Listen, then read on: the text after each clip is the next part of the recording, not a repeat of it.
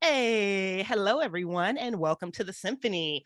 Symphony Entertainment, Gaming, and Arts is my gaming company that focuses on indie games, organic content, and player agency in an attempt to bring a symphonic approach to horror role playing. I am your host, Bridget Jeffries, and tonight I will also be serving as your director. Over the next 4 weeks, we have 4 weeks to go.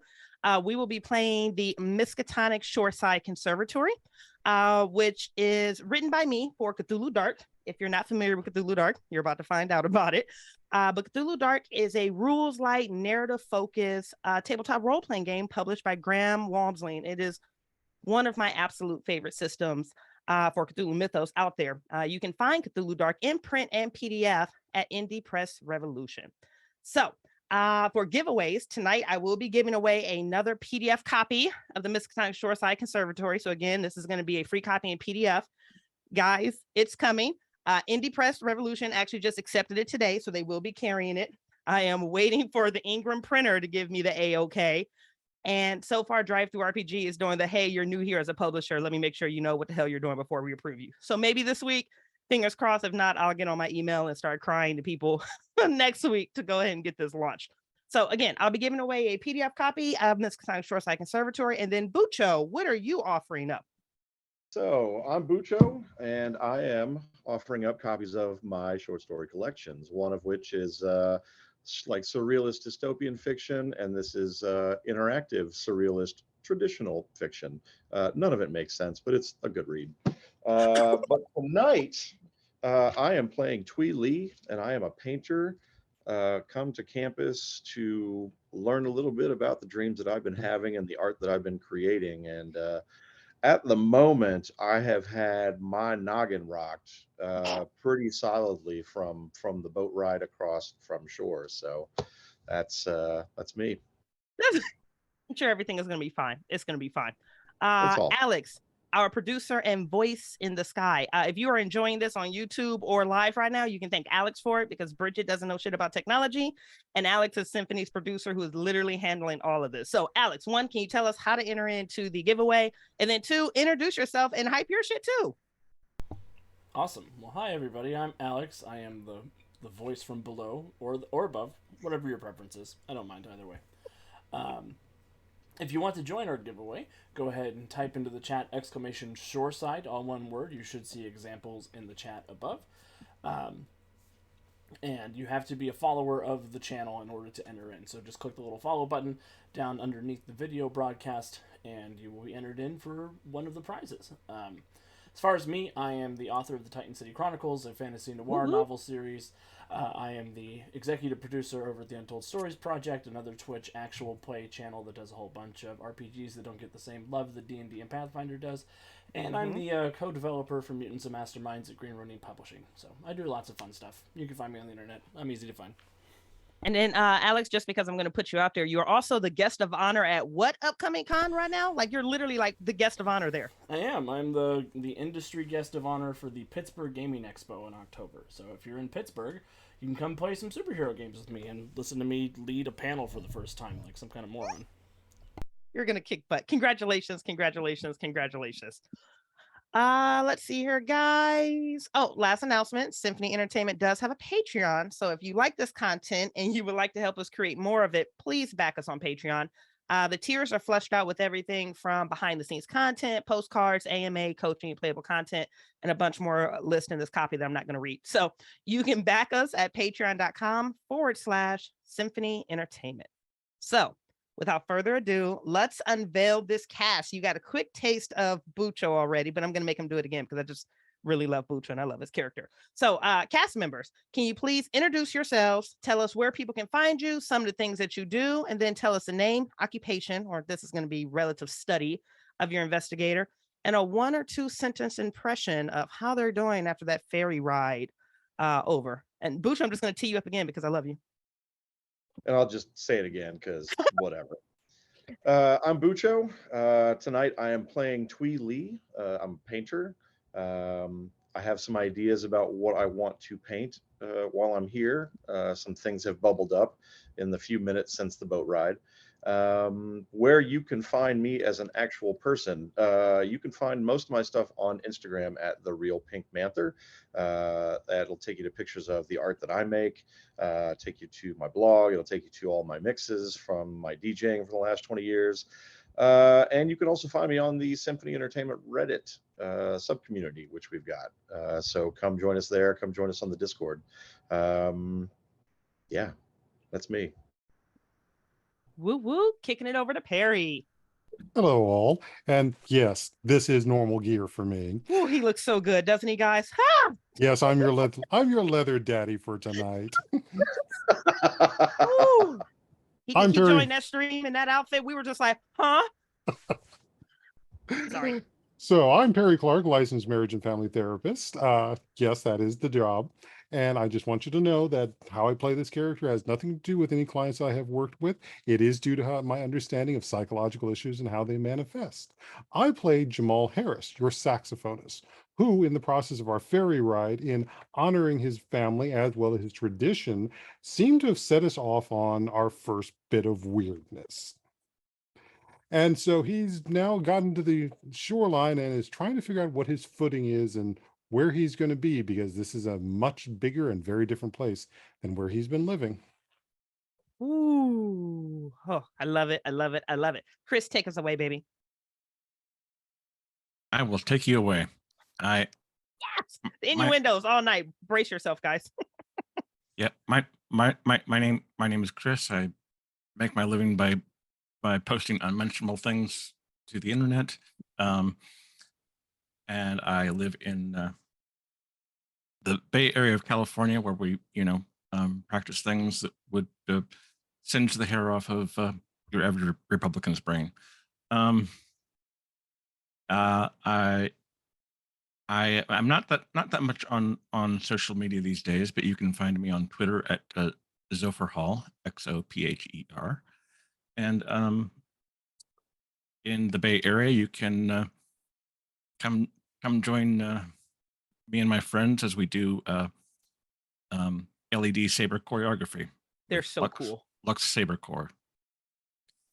They're so cool. Sorry to interrupt, but they're just looking when you post the pictures. I'm like, that looks so completely badass. And Chris, tell us who you're playing tonight, their field of study, and just a 1 or 2 sentence impression of how they're doing after that ferry ride. I am playing Dallas Aquino, a dancer who wants not only to learn to dance, but to get in touch with what calls to her about the ocean. And on the ride over the ferry, she felt the ocean a little bit more intensely than she has before, and it led into a feverish dance, inspired in part by Jamal's saxophone playing. Yeah, big time. Whew. And last but not least, one of my many spouses, Allie, hit us. I'm Allie, and you can find me over on, the Symphony Entertainment server for Discord and also on the Old Ways podcast server. I play Katerina Bogdanovich for the Vampire the Masquerade campaign that's over on the Old Ways podcast, as well as some of the side quests and very wonderful few episodes on the Masks campaign that they run over there. Amazing. And tell us who you're playing, their field of study, and just a couple sentences about this ferry ride over. I am playing August Williamson, and he plays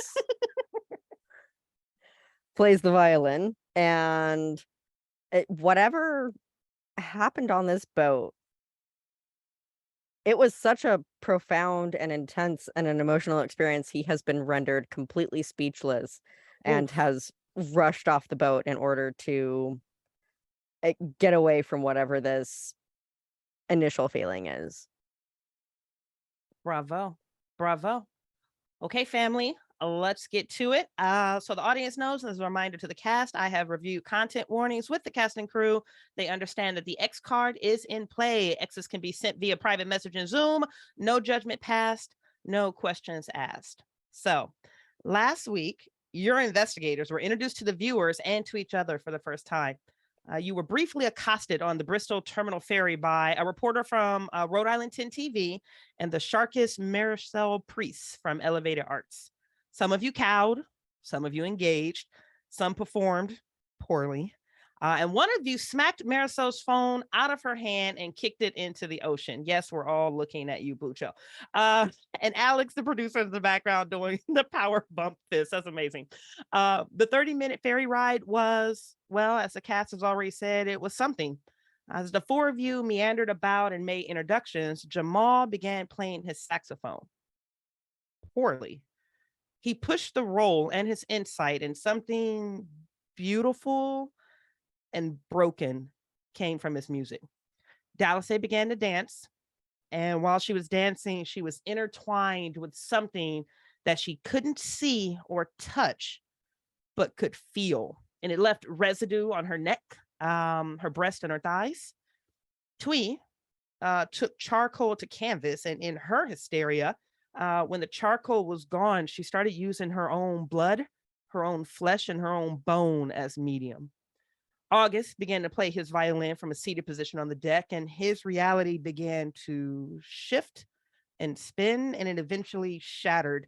He was able to see things that weren't there, or maybe they were, because he could see things that Dallas could not. He could see beyond. And Jamal uttered a prayer to the Orisha and threw lilies as an offering over the side of the boat. Shortly after, a decrepit, clawed, and reptilian-looking hand brought one of those lilies back. Now, as we've already stated, you're not sure how long you've been docked, but Uluru, and Alex, will you please tee up just another picture of Uluru for them? Thanks, babe. But Uluru, member of the staff of the Conservatory, is here. She smells of monkey bread. She feels familiar. And she's assured each of you that everything will be okay. Her last words before we ended the episode last week was, "Welcome to the Miskatonic Shoreside Conservatory." August, you have taken flight off the boat. The three of you who are still here, you can see Uluru making her rounds to each of you, more or less doing wellness checks as she touches each of you, either physically or emotionally or intellectually, psychologically. She's making these connections with each of you to try to reinsure your safety. As you're moving about, the captain and her first mate are stunned into silence. They look mortified. What did they see? You just have to ask yourself.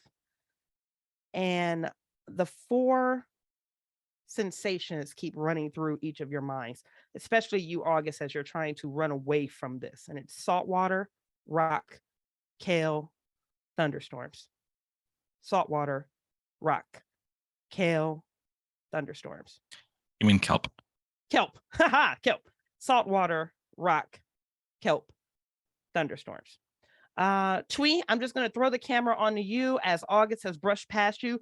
Give me the current state of Twee as she's either gathering up her things, talking to the other investigators, or departing the boat. I'm just going to tee the camera to you and then kind of spread it off to the rest of the cast.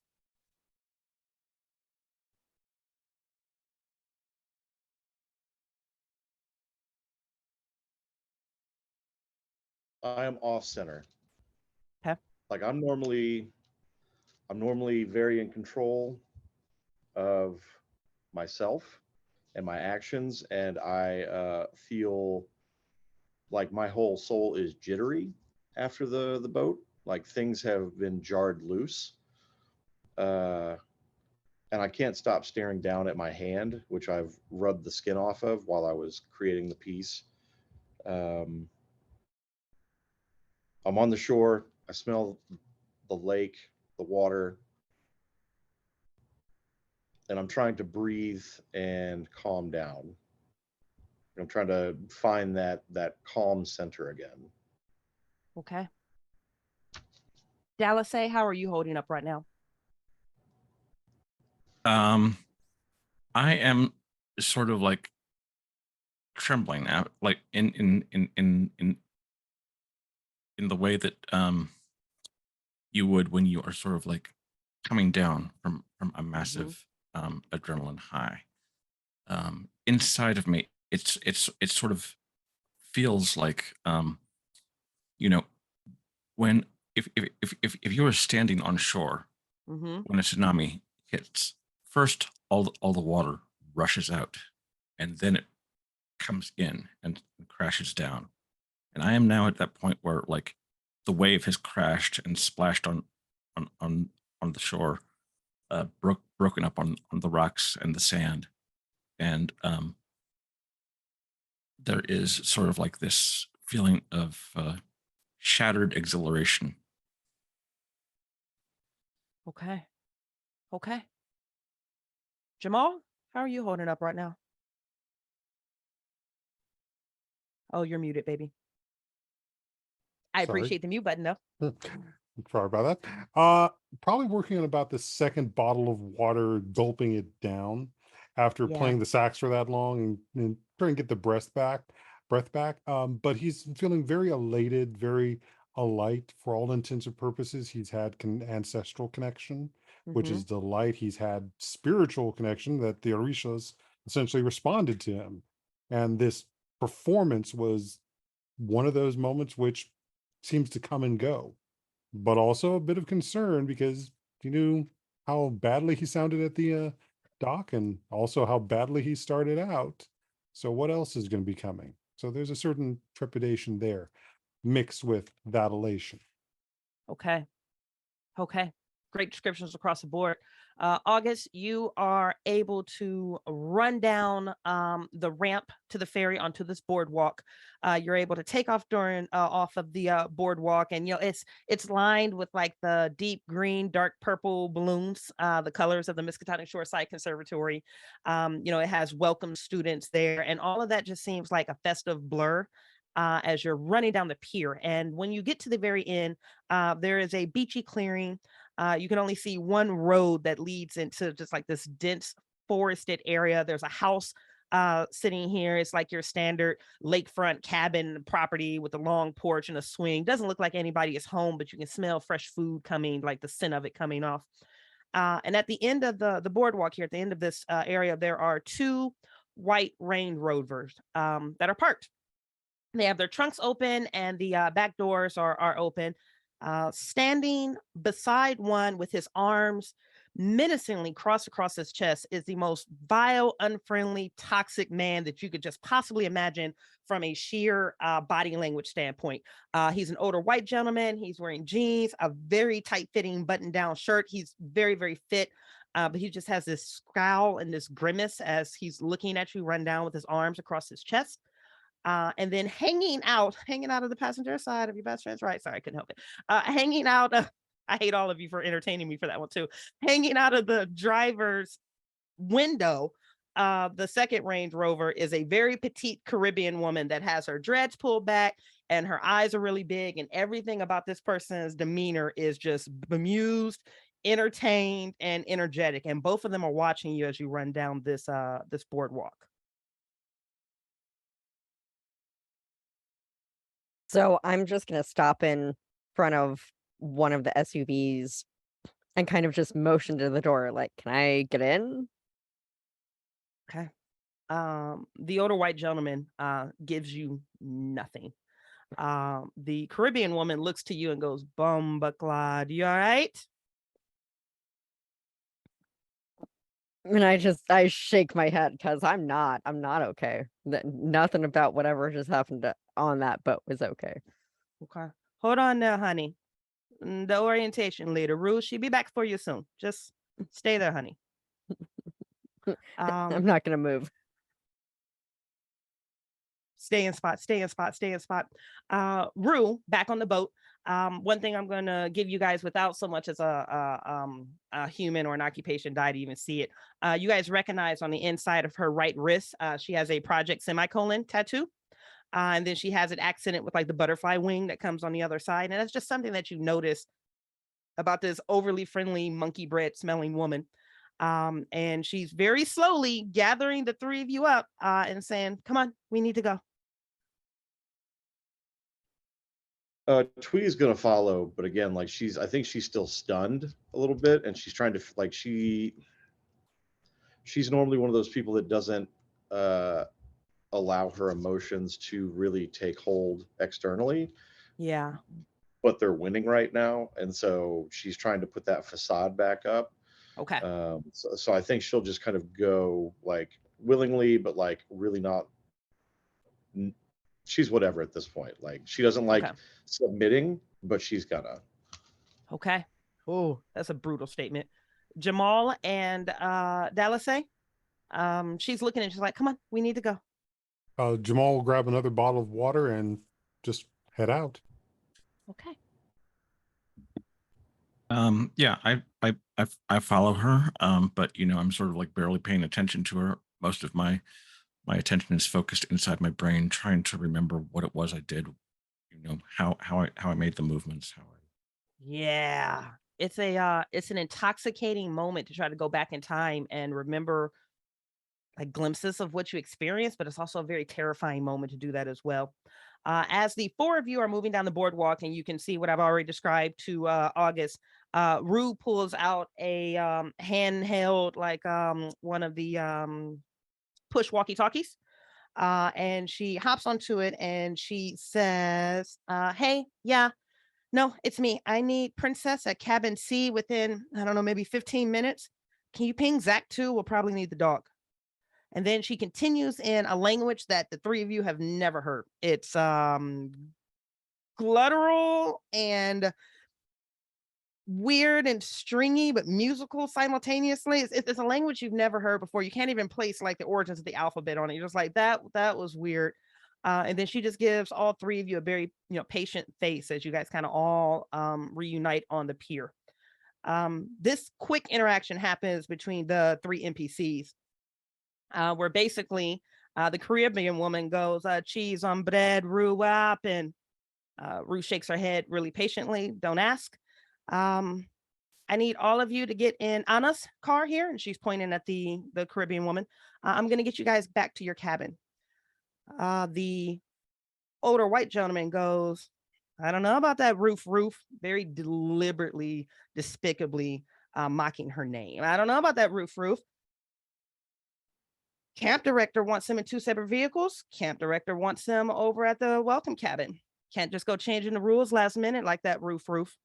And Rue Rue pauses. immediately does not like this guy, and so this right now is the moment where she starts building that facade back up. She's like, "Cool, I'm gonna get Yes. behind him. I'm gonna sit in the seat behind him." Okay.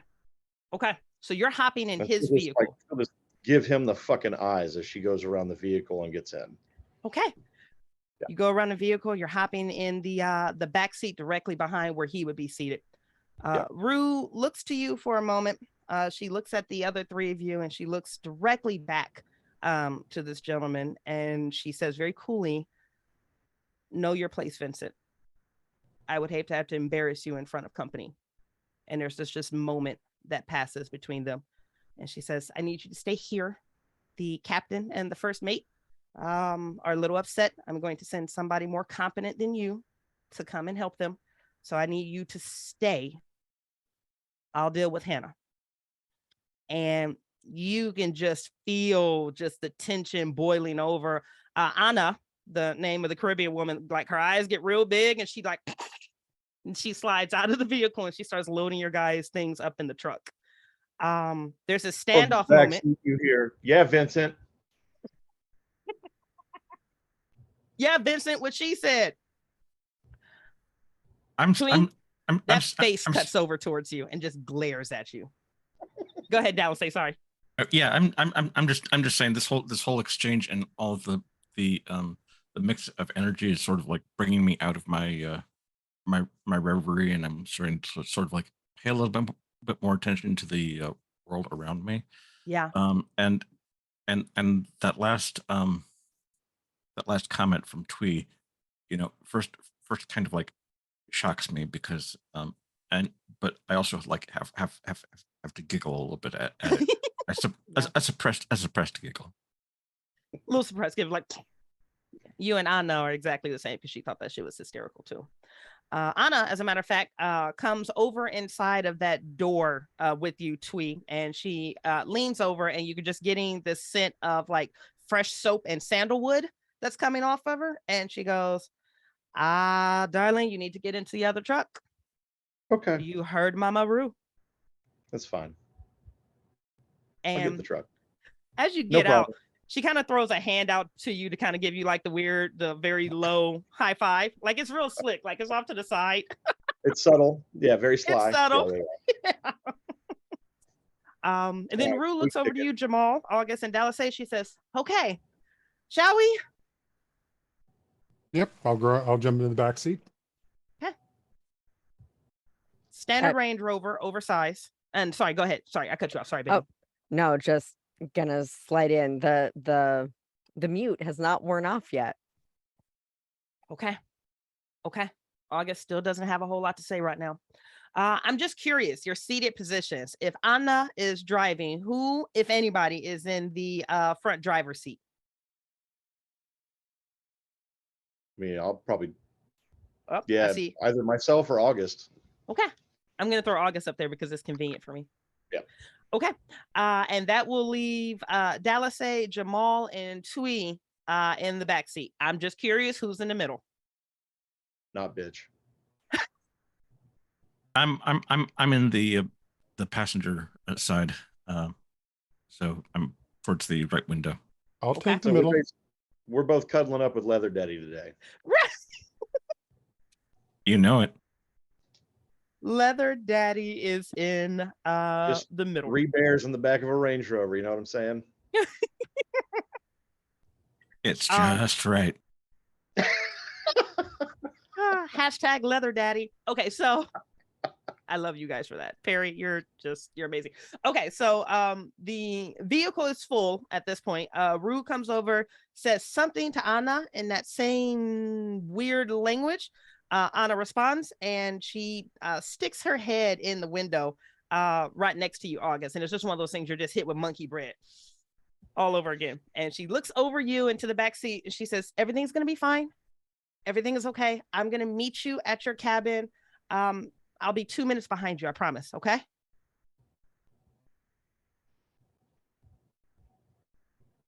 August is like, "No, I'm still mute." Jamal's sort of nodding, just giving you sort of the Yep.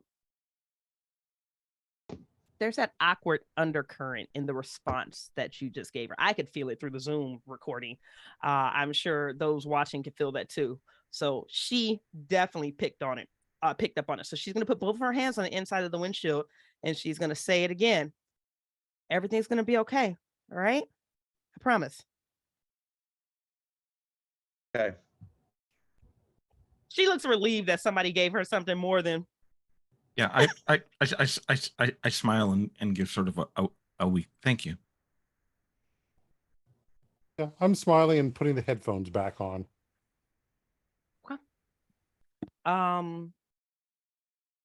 August, she looks to you, and she smiles very patiently. And she says, "It's gonna be okay. When you get to the cabin, pet the dog, okay?" And she'll I'm like just double gonna tap. hold my thumbs Sure. up, like, sure. I don't know what's happening here.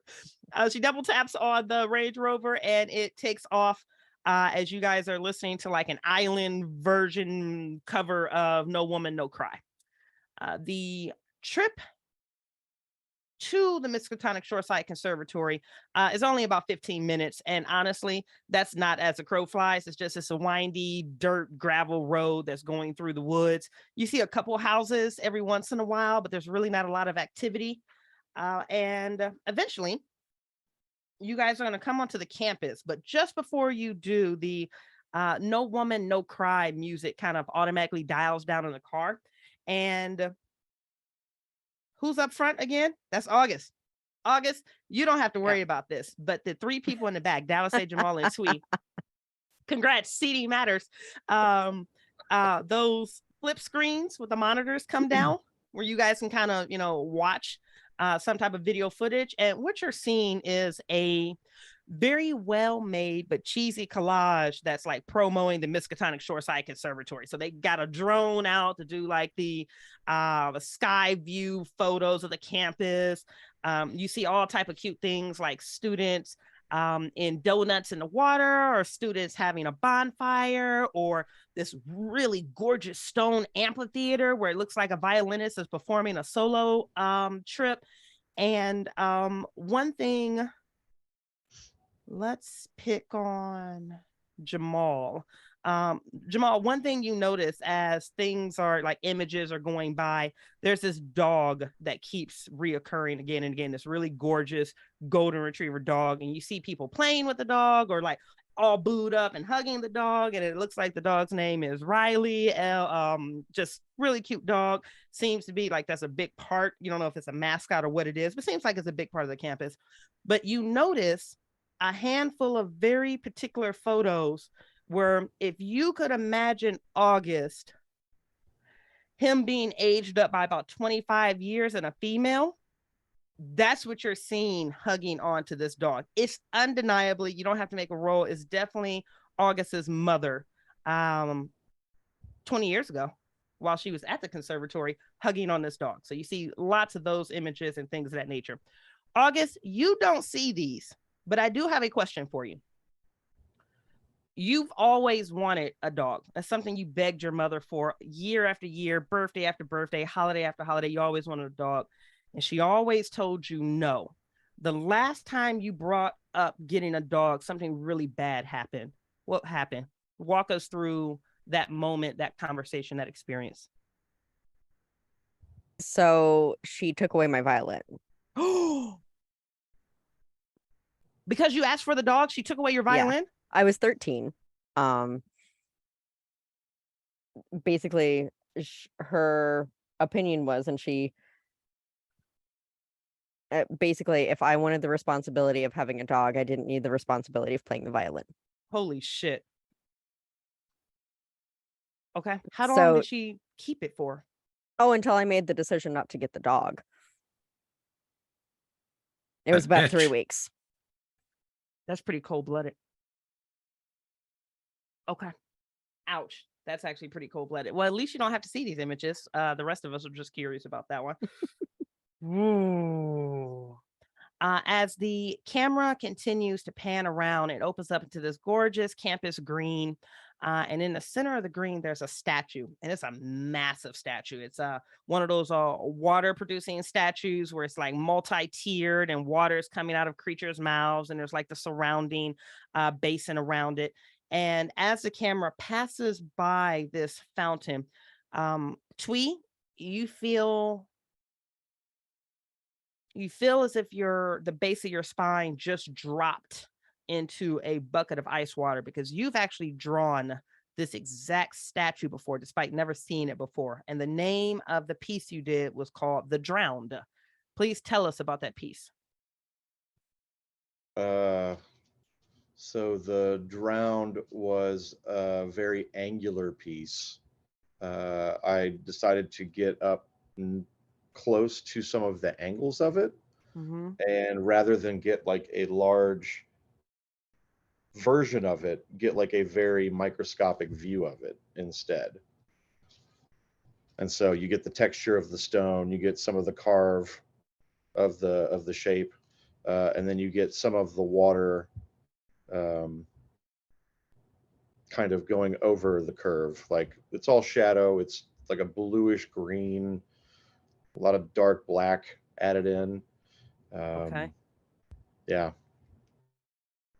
Woo. It kind of sparkles a little bit.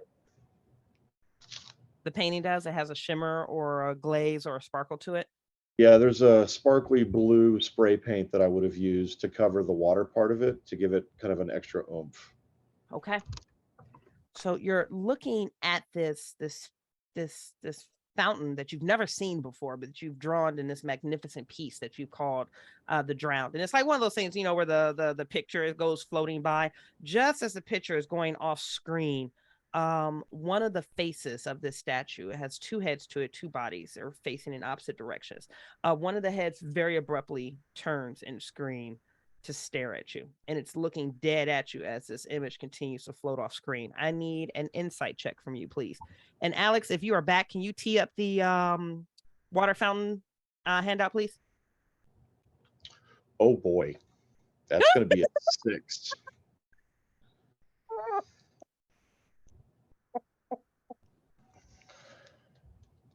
So you want to read It's that nice off to knowing the y'all. you want to read that off to the viewers? God damn. That photo is going to wind up, the photo that went off screen is coming right back with that 6 you just rolled on your insight check.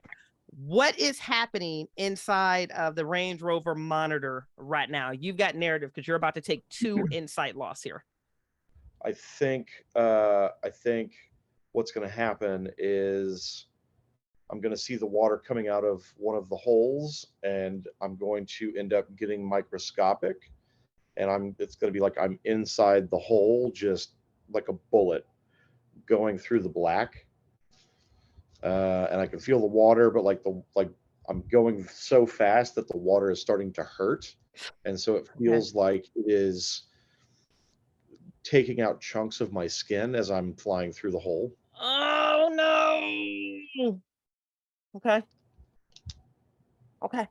Oh, God. Yeah, I'm losing sand on that one. So you have pieces of skin that are just like curling off of you, revealing just red pink tissue that's bleeding as you are just spiraling deeper and deeper into the fountain, into this vision, into this moment, into your painting.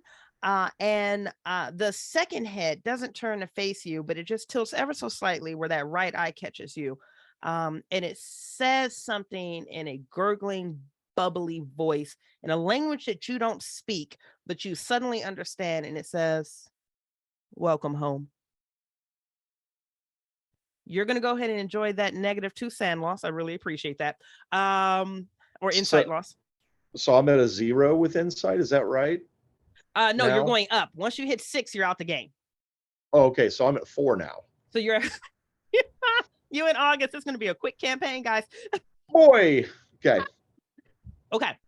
You're not aware of this, but Jamal and Dallasay are going to see Twee staring at that monitor, and tears just start running down her face. She's just like crying, but she's yeah, I saw that. Sorry, guys. Producer stepped away from the keyboard and we don't have the image, so we will get that to you retroactively. Apologies. But you see tears running down her face, and she's just transfixed at this monitor. She's staring at it, and you notice that she starts like pulling on the inside of her arm, almost like subconsciously, and she's pulling, and those red lines start opening up to just like red incisions, and she's continuing to pull, and she's continuing to pull, and she's Jamal, continuing to pull. And Jamal reach out as they start becoming more apparent to put his hand around her wrist and stop her. Okay. She doesn't seem to be aware of this. The motion keeps happening. Well, no, I'm even grabbing though it's the been hand. blocked. I'm grabbing the hand that's actually doing the motion. Okay, so you're grabbing it, and you can just feel it, continuing to pull, Yeah. continuing to just pull. Pulling it slightly away from the arm so it's not making contact. It's still doing those things, but just not enough that she's going to continue injuring herself. Okay. Dallasay, how are you doing in the back seat with all of this foolery? Because there's a lot going on right now. Oh, you're muted, baby.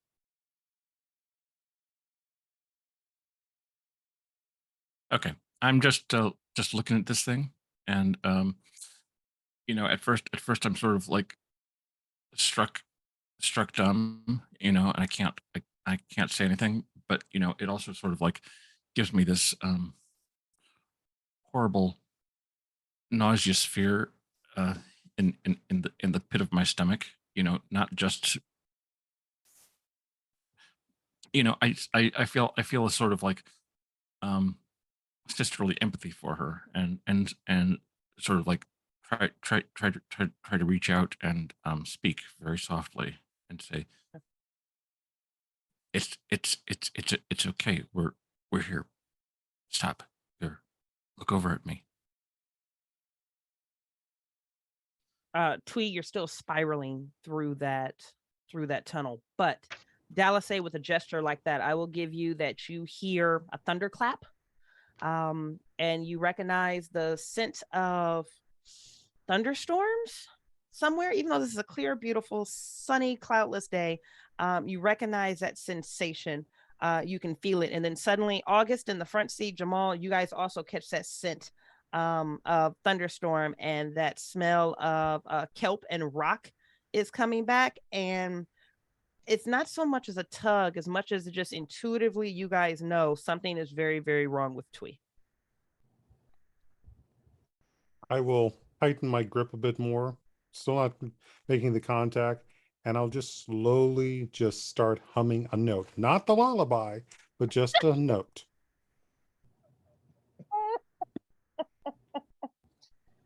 I just need a D6 from you, please. I'm not going to say what it is. I just need a D6.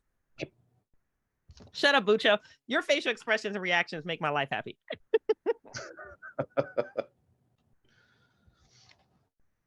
Okay. Describe this note, and then describe it as if it's being played through maybe water or wind or a storm, because Twee is going to hear that.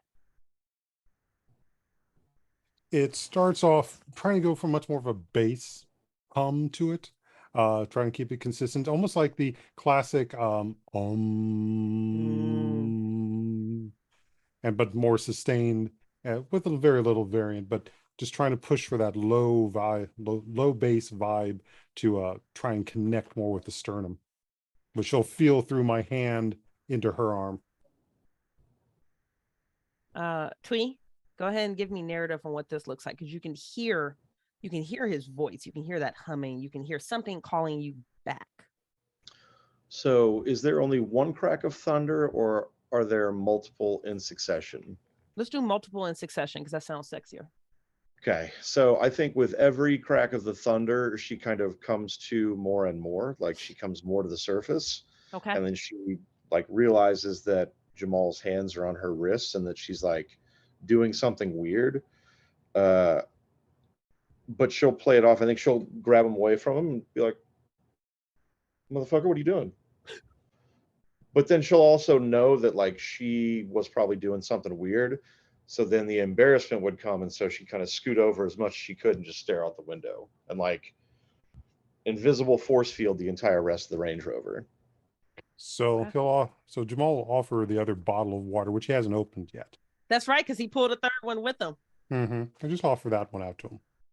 Okay. She will take it begrudgingly and start to drink, locking eyes with Jamal as she does it, because apparently that's going to be a thing for her now. That's weirdly sexy and creepy, by the way.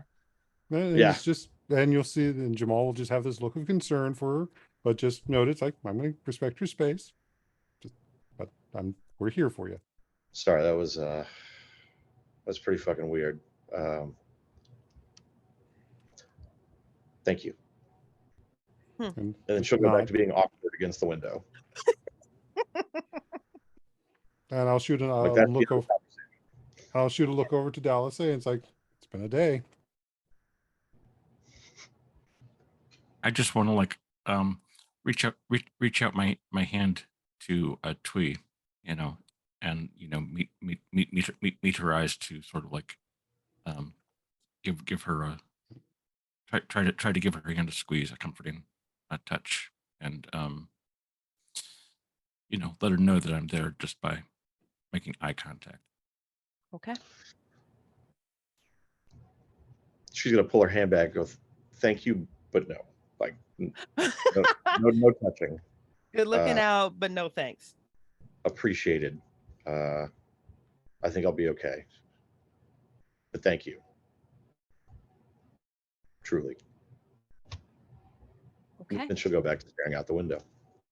Okay. You guys finally open up onto the campus, and I don't believe Alex is back yet. So I'm just going to like weirdly show you a campus map that you can't really see, but more or less just so you can get an idea for it. It's so great. It's so wonderful, right? But you guys open onto campus, and it's one of those things. It's a big green collegiate feeling campus. There are pockets of green. There's lake. All the buildings have been outfitted in some type of like weird, hold on really fast. Oh, beautiful. Alex, can you tee up the water fountain for us really fast? We're about to retroactively get caught up on handouts really fast. Sorry, guys. I don't know if it's happened yet, though. Chat, can you guys see anything yet? Nope. Okay. I'm going to keep going.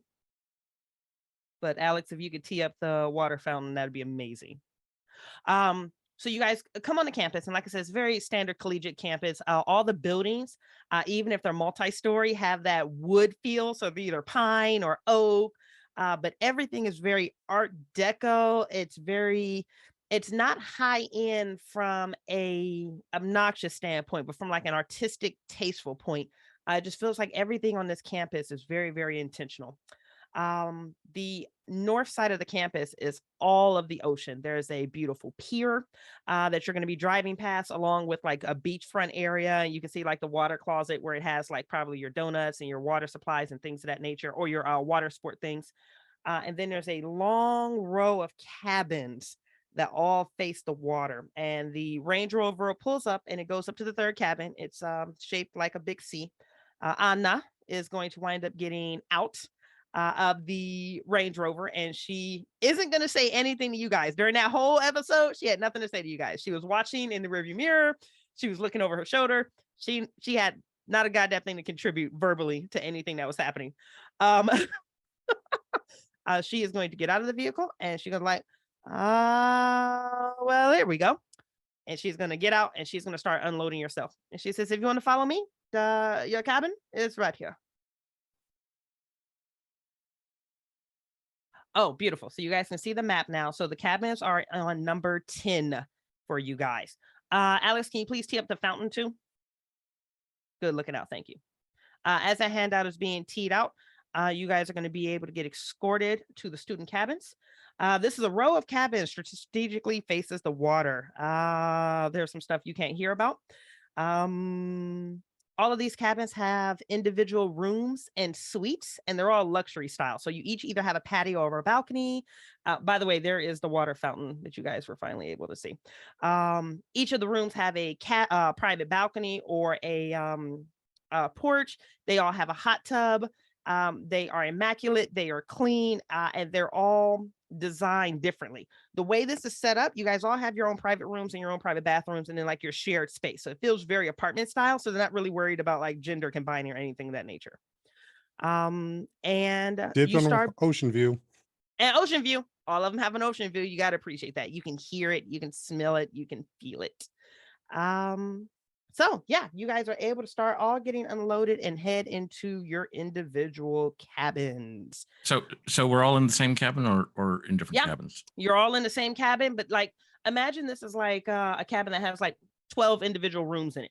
But each of the individual rooms have your own private bathroom. You just have shared common spaces, like your dining room, your kitchen, and your living room. So you all have individual locks to your own individual, like, rooms inside of this luxurious cabin. Obviously, this is meant for a much larger population. They're just using it for the summer for the boot camp for you guys. And I can see the ocean from my room. You can. I can smell it. You can smell. I have a question. Are you on the first floor or the second floor? I'm on the first floor. So you're on the first floor with your hot tub right there in the corner. It has the partial gapes on the right and left, but you've got a pure, beautiful, stunning view of the ocean. I'm not Second really floor. paying that much attention to the hot tub, but I am like, just kind of looking out at the ocean because it was so far away from me when I was at home. Yeah. And now it's in within reach. It's right there. I can smell it. I can taste it. It's like the salt is on my lips. Every time I just kind of like lick my lips. Beautiful. August, how are you checking into your room? I'm just curious. Oh, I'm going up to the second floor for sure. Okay. It's where my room is at home. Yeah. And I'm looking for a room that has particularly big windows because it with it feeling more open, it's easier to practice. Okay. Like the practice rooms at school originally were so small that the sound got muffled and I didn't like the way it sounded, so I opted for moving my bedroom to the second floor where there was more space and the sound was just significantly better. So I'm looking for that same kind of environment here for a sound that I'm used to. Okay. You're able to find exactly that. It's probably the corner suite that again has the hot tub out there on the balcony, second floor with the view of just breathtaking ocean, gorgeous shoreside. And it has your big windows. Jamal? Second floor. I'll just take any of the ones that got a good ocean view. Okay. It's almost like they were very intentional that all of you would have a magnificent ocean view. There's nothing obstructing. There are no trees. There's no fencing. It's almost like they're saying, you're going to look at it. So let's help you look at it. So yeah, you're able to find a second floor room that also has an ocean view. How are you settling in or unpacking in? Mostly it's drop the bags, drop the sacks on the bed, just sort of taking in the view. I'm not even Okay. bothering with the unpacking. Okay. You're just dropping everything and enjoying the view. Mm-hmm. Twee, you know we want to know, honey, because Yeah. you are struggling. You and August are struggling. So here's the thing. Mm-hmm. I think Twee, at this moment, she would look for the room that is the furthest away from everybody, not because she doesn't like them, but just kind of like, I think she would need a little bit of a space to kind of reconfigure her settings, so to speak. Yeah. Kind of do a hard reset. Okay. So the hot tub's a great idea, but really what she wants to find in her room is wall space. Okay. Okay. So a view is nice, but like Mhm. at some point she will probably cover that with whatever, like some kind of Okay. material to work on. Okay. She might even like create something that incorporates the view into a piece. Okay. But really that's what she's looking for, is just somewhere to work on. If August's second floor corner suite on the far right end of this C, this horseshoe that you guys are in, ground floor or top floor would be the furthest away from everyone, corner room for Twee as well. That would Ground get floor. as much ground floor. That would get as much distance between. And again, not because I dislike anybody, just I need the space for a minute. You need the space. That's it. Yeah. So a few minutes goes by, guys, as you're unpacking, as Dallas A is staring at the ocean. Jamal has just thrown his stuff across the bed. Twee's considering a hot tub, and August is like, oh yeah, this is what I needed. You hear another Range Rover or another vehicle approaching the cabin, and you also hear a dog barking, somewhere in the background. And a voice calls up, and it's Rue. And she's just more or less projecting loud enough where she's hoping everyone can hear. She's not going door to door, but she's calling you guys all back down to the center living room. I'll turn and head down. Okay. I Okay. will reluctantly go down or go over there. Yeah, I'm a little bit reluctant too. I was going to like start, trying to practice dance and I wanted to sort of like find that rhythm again that I had on the boat. Yeah. So I sort of stall for a second and then just trudge down. Okay. So did we get keys for the rooms when we came in? What it is, they're self-selecting rooms, so it has those digital keypads on the end. You just pull out a card, and that card is now yours. Okay, so I'm gonna make sure I leave everything except my phone Okay. in that room. I'm gonna make sure I take the key. I just want to make Yep. sure all my stuff is secure. I know there's not going to be a lot of people here, but it's a safety thing. No worries. No worries. Yep. Everything is settled in. So when you guys all, some of you reluctant, some of you like, all right, let's go, come down to that massive shared living room area. You see Uluru there, and she is talking with a very petite, chocolate dark-skinned woman that is completely bald, and the woman is wearing scrubs, and they're having a very quick conversation back and forth with each other. It appears that they're speaking in English. The African woman is speaking with a very heavy South African accent, but they're talking back and forth. And also standing there in the doorway is typical teen asshole, that 18-year-old kid with like the Game of Thrones shirt and the khaki shorts, and the untied, Tom shoes. And he's leaning against the door frame and he's playing on his phone. And he just kind of glances at all of you as you come into the room. Rue at least acknowledges each of you with like a smile and a finger. Whoever this other African woman is that's in scrubs doesn't really acknowledge you at all. And standing in the middle of the room, tail going completely nuts. Alex, can you please tee up Riley? This is going to be the dog. I think I named the handout, or Riley the dog, something like that. In the middle of the room is this absolutely gorgeous golden retriever that is like the butt's moving, the whole body is shaking, the tail is moving, and she just looks so overwhelmingly excited to see everyone. On a little coffee table in the middle, there are a bunch of folders, like the little 2-pocket folders that say "Welcome to the Miskatonic Shoreside Conservatory." They look like little welcome packets. And the dog looks over at Rue, who's still having a conversation with this African woman, and Rue points over towards August and winks. And August, you have 75 pounds of love me, love me, love me, love me, love me running up to you right now.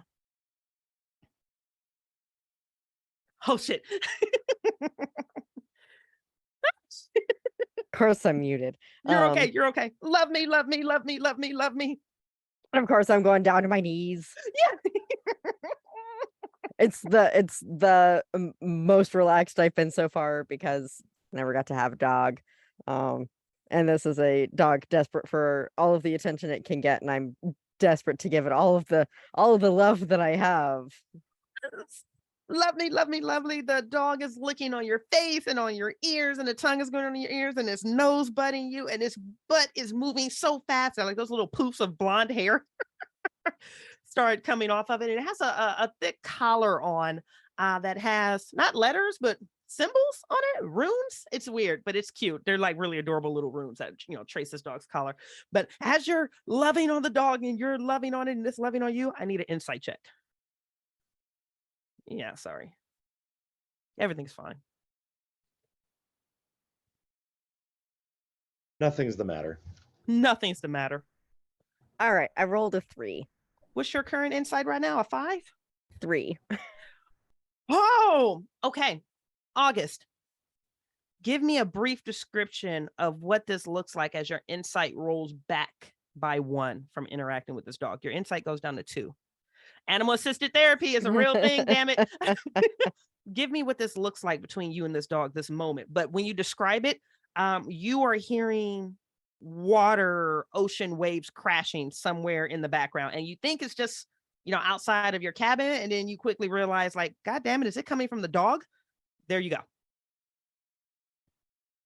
Well, I'm gonna try very hard not to worry about wherever this sound is coming from, because my mental excitement from this dog, I'm just gonna want to see if I get to have more regular contact with this dog, because not even very many of my friends have dogs back home. Yeah.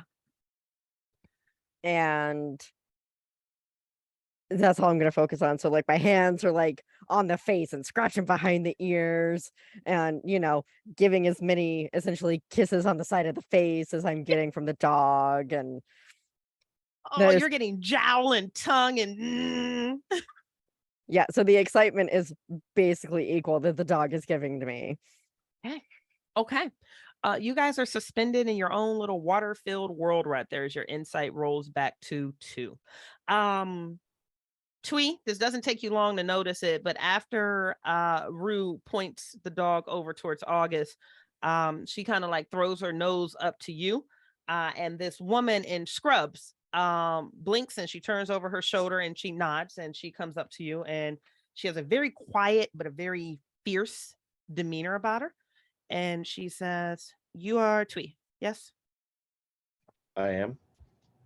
"I am Dr. Princess Ochebe. May I see your hands, please?" Sure. Princess? "Yes." Okay. Is that a joke?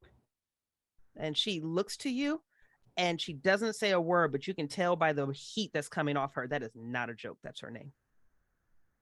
Okay. Describe what the back of your hands look like right now, by the way. I would say that they're irritated because she had been scratching them or trying to from the Range Rover. Yeah. So I don't know if she would have broken skin, but I think you would see, red streaks up and down each arm. And so I think it would be kind of modeled red and white a little bit, or red and tan, Okay. Yeah, like it's very clearly something has happened to the back of the hands recently. It's inflamed. Okay. They don't hurt anymore, but it's obvious. Yeah. Okay. She just quickly evaluates your hands. She flips them upwards. She flips them backwards. She looks and she says, sit. Okay. And get Twee weirdly does.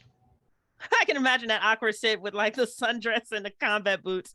And Dr. Princess literally pulls over a satchel next to her and drops down to her knees in front of you and just starts going to work with like cleaning out the wounds, sterilizing them, debating, does it need stitches? No, it doesn't, but it could benefit from some of this liquid skin. And she just immediately starts going to work on your hands. The dog, after loving on you, August, sniffs around at the other three. Let me get your current insight scores, please.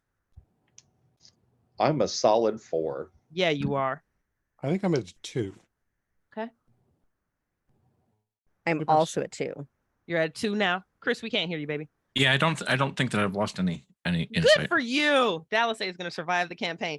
So the dog and all of his floofy glory comes over to you, Twee, and it happens so quick. The dog is like, I love you. And Princess's hand goes up direct inches from this dog's face. It's almost looked like she was ready to smack the shit out of this dog's snoot, but she doesn't make contact, but it's and the dog kind of blinks and you can see its eyes narrow and you can see some hackles kind of go up. And there's a whole conversation happening between these two characters. They're just like, that's kind of weird. And then the dog is going to mosey over to you, Jamal. And Jamal's going to just bend down and start petting him. It's like, hello, what's your name? You're Riley or Rilo, or sorry about that. Just it's a pleasure to meet you. How you doing? Just The generally puppy is pet like, him. I love you. I love you. I love you. And when you say, hey, your name's Riley, right? Like the ears kind of go up and then they go down. And Rue says, no, it's pronounced Rillier. Rillier. Oh, hello, Sand Rillier. checks across the board, by the way. All right. Hello, Rillier. I'm sorry about that. I'll get your name down sooner or later. It just keeps petting. And just keeps petting. Let me look at these insight checks. I won't waste your time with it really fast. You know the rules. If you rolled above your current insight, your insight goes up by 1. So I'm still. So am I holding at 2? You're still holding at 2. Okay. I'm good. Jamal, God bless you. Jamal, as you are petting Rillier and Rillier is checking you out, roll me an additional insight check, please. Congratulations. Give me the description of what this looks like as your insight rolls back by 1. Fuck yes. Yeah. You guys might make it through the campaign. It's fine. Okay. As so I was just apologizing for the name, enjoying the fuzziness and so forth. It's like immediately a thought's coming to his mind of one of the stories, one of the Patakis, that his grandmother had told him in her teaching of him of the Orisha faith, of a Chosi going to the waters to have a conversation with Yemenya. And the story of how he had almost forgotten that he needed to bring a gift to her. And so the fastest way he could address and find something interesting was to shapeshift into a dog, and found these lovely white flowers. Okay. Which he took to the shore. And after he changed back, and Yemenya was so impressed with it, she said, I can use these flowers with my dye making. Oh. And they will capture the foam and the white caps of the waves when I make something. Beautiful. Well articulated, by the way. Bucho's face is, you're not worth a damn, Bucho, but that was beautifully done, Perry. Okay. So you're there with Rillier and you guys kind of share this moment. And also, as your insight rolls back by 1, you also hear waves crashing, but it's kind of weird because it's probably coming from outside, but it sounds like it's actually emanating from the dog itself. Rue goes, okay, everyone has met Rillier. This is our assistant animal therapy dog. She operates out of the, hi. Let's start all the way over, please. Welcome to the Miskatonic Shoreside Conservatory. This is your cabin. From what I can tell, you've all checked into your rooms. That is amazing. I do have some packets here that have some information. if you would be so kind to, and she's going to go through and start handing out these packets. There's some great information for you to read through here. There's a campus map. Your classes are going to start tomorrow at 7. Let's kind of go through this material, and then if you have any questions, I'll be more than happy to help you. And as you guys are going through your folders, and they also have like little knickknacks for you, like a Miskatonic Shoreside Conservatory shirt and pins and other paraphernalia that kind of, the baseball cap and things of that nature. Alex, can you please key up the blue light kiosk handout for us? And then Bucho, once that handout's up, would you mind reading it for us? It should be in Discord. Or you can look at it on Twitch if you have Twitch open. Yeah, let me get into the Discord real quick. No, you're good. Seconds. And then Alex, just as an FYI, I'm going to be teeing up the rest of the handouts too. Okay, what is the blue light kiosk? We take your safety very seriously here at the Miskatonic Shoreside Conservatory. Over a dozen blue light kiosks are available to you around the campus. They are also available inside of your cabins. If you ever feel overwhelmed, unsafe, or considering suicide, simply push the blue button. Help is on the way. And Rue also chimes in. Each of your cell phone reception is really bad on the island. Sorry, but we do have land-based phones. Each of your individual rooms have a land-based phone on it with a blue light button there. So if you're not on campus and you're in your room, there's a blue light button in each of your individual rooms. And then there's, of course, there's the one in the living room, there's the one in the kitchen, and then the one in the dining room is on the wall. That's probably best. Like I've heard cell phones get really damaged in water. She nods curiously, like she should know what you're talking about, but she genuinely doesn't. Bridget thinks that's hilarious, though. Alex, There'll be a snort from Jamal with that one. Alex, I'm feeling a little bit bewildered about this whole idea of land-based phones. Like what?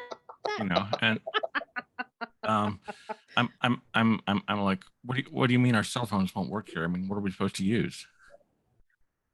You have your land-based phones if you need to make any outgoing calls. Otherwise, each of the blue light kiosks, it'll get you in touch with any member of the staff if you need. You mean like the one my grandmother used? Maybe. I don't really know. But you're going to be so busy focusing on your studies. I guarantee you, social media, if that's what you're worried about, is going to be one of the last things on your mind. Yeah, I was actually going to ask. So I don't know about anybody else, but for me personally, I feel like I have a lot of things that I need to get made soon. I'm sure there is a process, but how soon can we get to getting?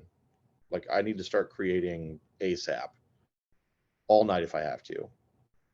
And she looks at you very patiently, and this is why Princess is still like, taping up, digit number 7. She says, I understand that you're very eager to get to work, and we're so excited and humbled to have you. But I think after, and she pauses, I think maybe today you should focus on rest. Things are going to get very, very busy starting tomorrow morning. Take the rest while you can get it, okay? Okay. If you're fully rested, if you're sleeping well, you'll perform better. I promise. I'm being very quiet, but I'm also like feeling the same itchiness that Twee is about, wanting to like start doing new things. And I'm sort of having this this thing twitching on my mind, and I think about Martha Graham and how she used to dance barefoot, and I'm just sort of like playing with my shoes, and sort of like edging them off a little bit at a time. It's just kind of like one of these things that I'm doing half consciously and half like an inspiration creeping into my mind. As you are easing out of your shoes, Princess, who is still on her knees working on Twee, her eyes kind of glance over to you at Dallas, and she says something very snarky in that language that you don't recognize back to Rue. And Rue just shakes her head and says, I've told her to stop bringing them over in groups, but I'm not in charge of the program. She is. Take it up with Hannah. Alex, can you please tee up? I don't remember what I named this handout. Letter from the program director letter. Hello, students handout. I don't know. Alex is probably like, what is she doing to me right now?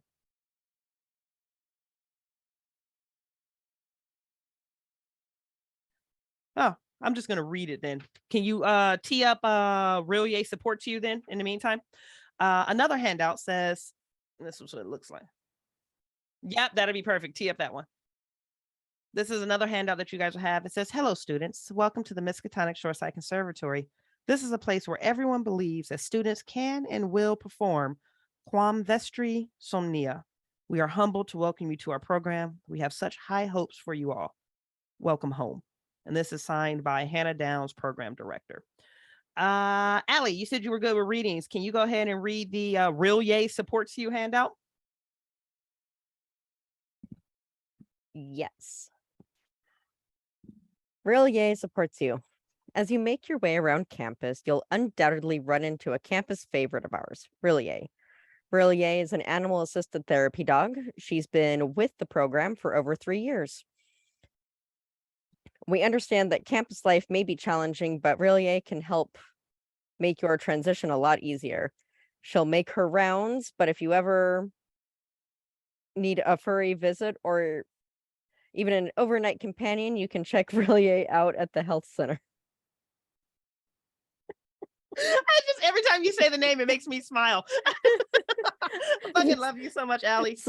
I just like the fact that we can check the dog out like a book. This is great. Right, that's what I was thinking. I'm like, yeah, just pick her off the Yeah, shelf, take her with you. The idea of the dog as an overnight companion has some disturbing overtones to it. I didn't care for the Dalmatian. Do you have maybe like a French bulldog or something? Do you have a burner with you? All right. Animal Allie, assisted therapy has been proven to help support individuals suffering with anxiety, depression, suicidal ideation, separation anxiety, loneliness, sleeplessness, decompression, and more. Are you suffering from suicidal thoughts? Please hit the blue button in your room, reach out to your orientation leader, or visit us in the health center. We understand and we want you to be well.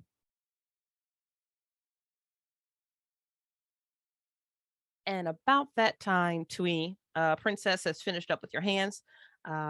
She doesn't say much other than keep them dry. See me if this comes apart, yes? Sure, yeah, no problem. And she stands up. She's going to look across the other 3 of you. Do either of you need medical aid? You're okay or no? No, thank you. I'm going to continue petting Riley and Ryla from, we get the name. Real Yay. Real They Yay. will correct you. Yeah, they will. Real Yay. And it's like, no, I'm good. I'm gonna be bending down to also continuing to pet the dog, and it's like, no, I'm good. Just wave off whoever this person is that I was not paying any attention to whatsoever. And I'll step back and let August have more time with the dog. Okay. August, you share.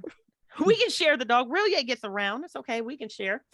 After you've had your time, August and Jamal, Real Yay does make her way over to you. Ears are back, tail is down, and she's got the oh my god jitters as that tongue is flapping out of her mouth, and she's looking at you like, love me, love me, love me. And she comes right up on you. Who's she coming up to? On you. Oh, you're Mr. 4 Insight right now. Well, that's true. Sorry if I missaid the name. You did. That's why I was confused. No worries, baby. I mean, Twee likes dogs. This is a pretty cute dog.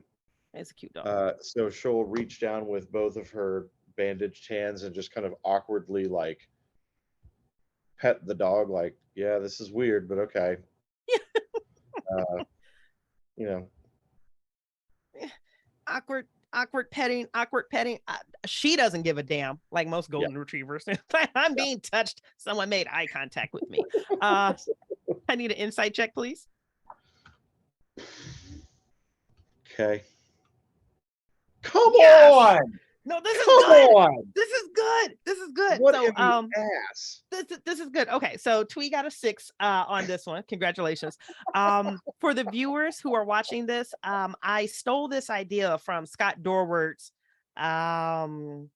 Cthulhu Dark scenario called Fairyland. If you jump into somebody's drug, if you can roll with your insight, start rolling your insight back, there are just consequences that comes with it later. So I developed this animal assisted therapy dog to do the same thing. So if you roll above your current insight, your insight dials back by 1 anytime you interact with this dog. So what's good for the goose is good for the gander. You rolled a 6 on your insight, I'll roll your insight back by 2.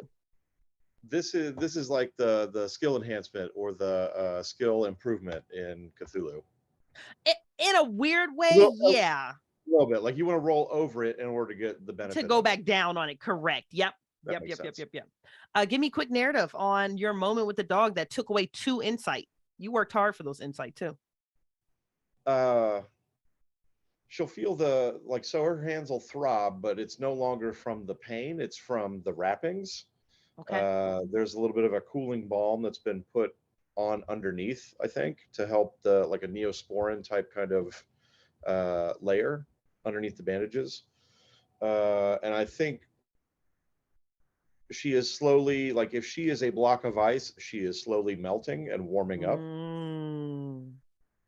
And so she's kind of like she's more accepting of the situation now, less like, okay, I don't need to have my guard up. Like I can kind of, all right, it's still weird, but I don't like it's not the media person. I'm not dealing with them, right? Yeah. Like I'm dealing with people like, all right, if I really sit and think about it, these people are pretty okay.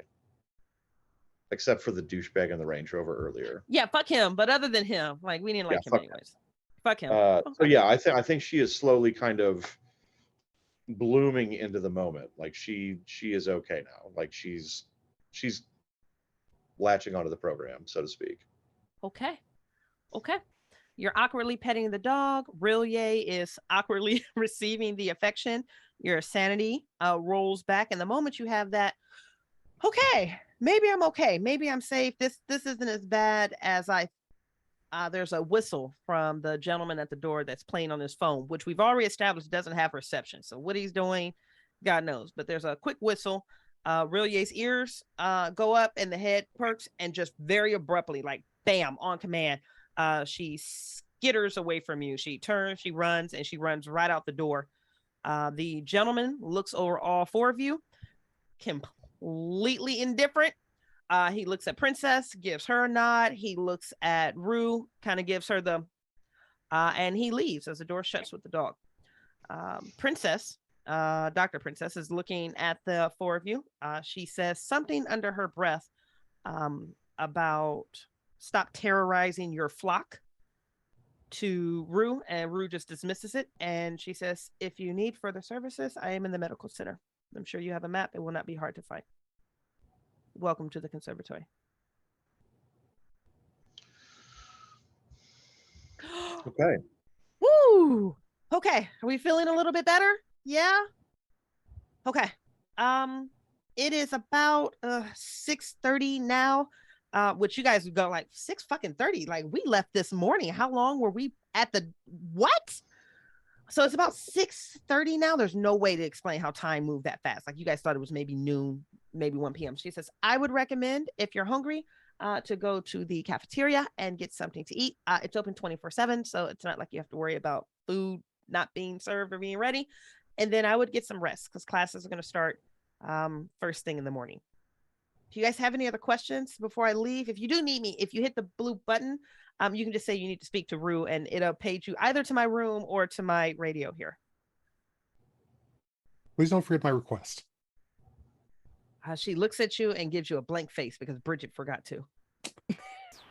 I wanted to speak with the director when I get a chance. Yes. I'm so sorry. Yes. I will let her know that you are seeking her out. Her cabin is, and she, flips through one of your welcome packets, is number 3, I believe, on your map. You're more than welcome to always, knock on the door. But I'll let her know, or 4, whatever it is. 4 is director's cabin 4. But I'll let her know that you're looking for her. Thank you. You're welcome. And then there is a knock on the front door again, and you're just like, really? It's like NPC overload, Bridget. What are you doing? Ruth smiles and she says, welcome home. And she's going to turn and leave. And as she opens the door, there is a strikingly gorgeous white man in a wheelchair. He looks to be maybe in his mid 40s. And this is pure Hollywood unacceptable. Why are you so hot guy in a chair? I mean, it's just like one of those things, looking at him almost makes you uncomfortable because you're like, you're so fucking hot. What is happening right now? He wheels himself in and he smiles at each of you. And there's something about his smile. There's something about the way that he makes eye contact. There's something about getting lost in these green eyes he has with these dark features. It's like you've known him almost biblically in a way, but there's no way that you have, because you would remember if any of you guys had slept with somebody that's hot. So he wheels in and he says, as I'm flipping through the book, try to remember this NPC's name. I remember that he was hot.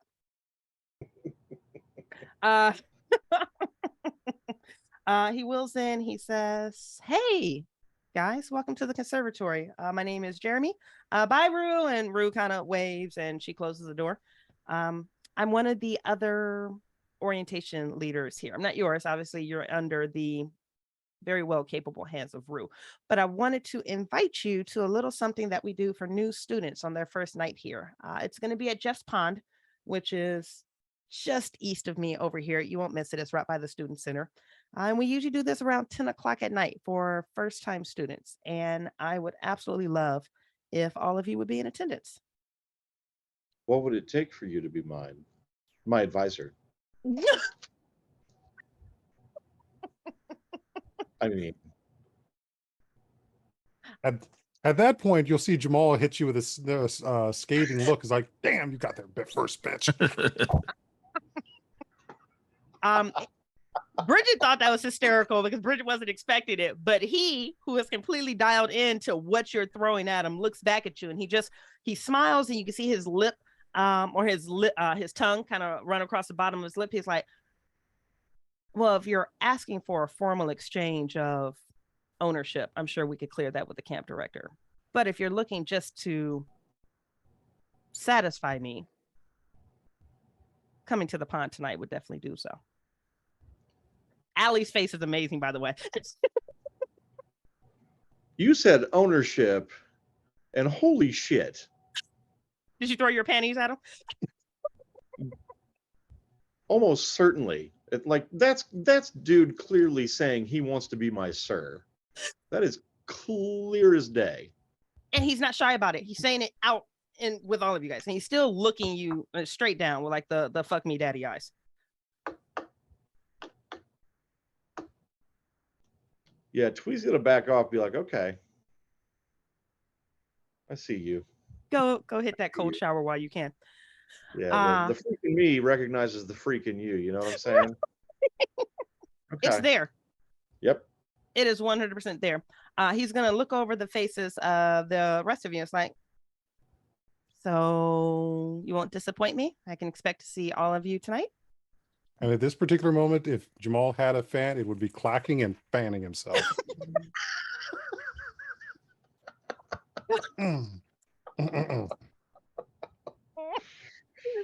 Mike Diamond is in the chat making this so much worse too. I love it so much. Yeah, this is MSC, the gangbang edition. Dallas is a little bit naive, but she knows what's going on. Oh yeah, you can feel it. There's an electricity in the air that follows him around. Yeah, she's a little bit shocked that they're being so bold with an authority figure. Yeah. But,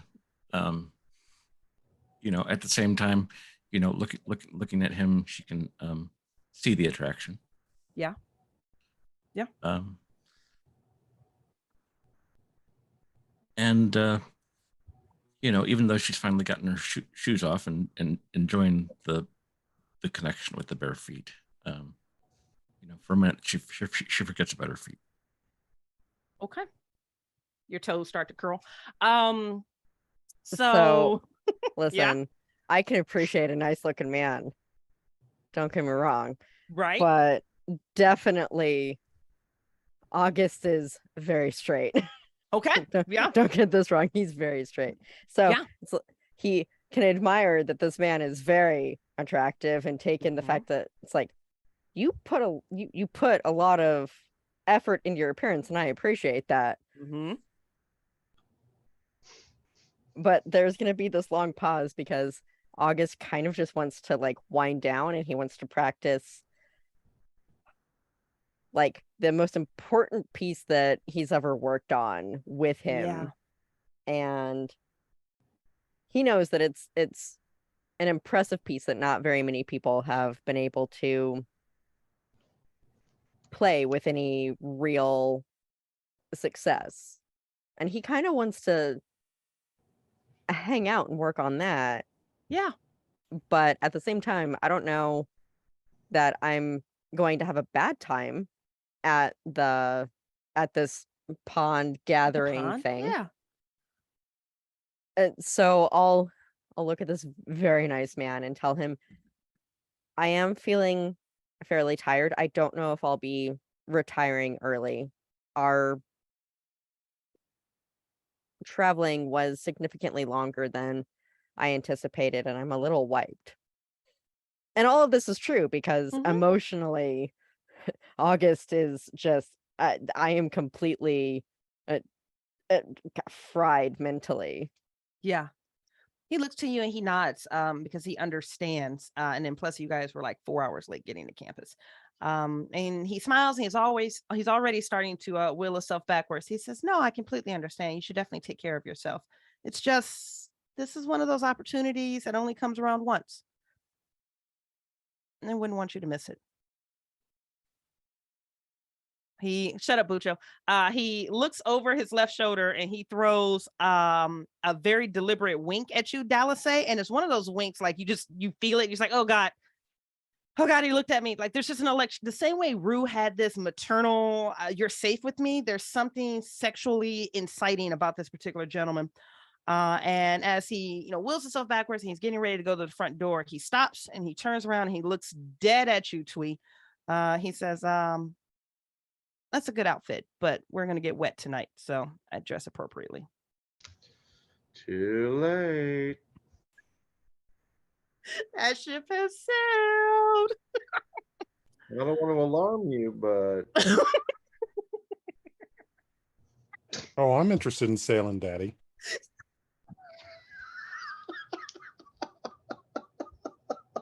And just because I know half of the players aren't following the Twitch and I'm supposed to be ignoring it too, Alex just wrote, I'm putting something sexually inciting on my resume. Fair. That's, yeah. Fair. He leaves, the door shuts, and there's like this moment, like imagine like there was just this tension sheet full of rice, of dried rice above you guys. When he leaves, all of that just falls to the ground. Like everyone can breathe. You're just like, holy shit, what was that? What just happened? I didn't know what is going on. Like whether or not you were sexually attracted to him or not, there is something about just the presence he has in a room that almost feels borderline supernatural. Yeah, our boy had a charisma of 30. Yeah. Baby had a charisma of 30 and he was working that thing too.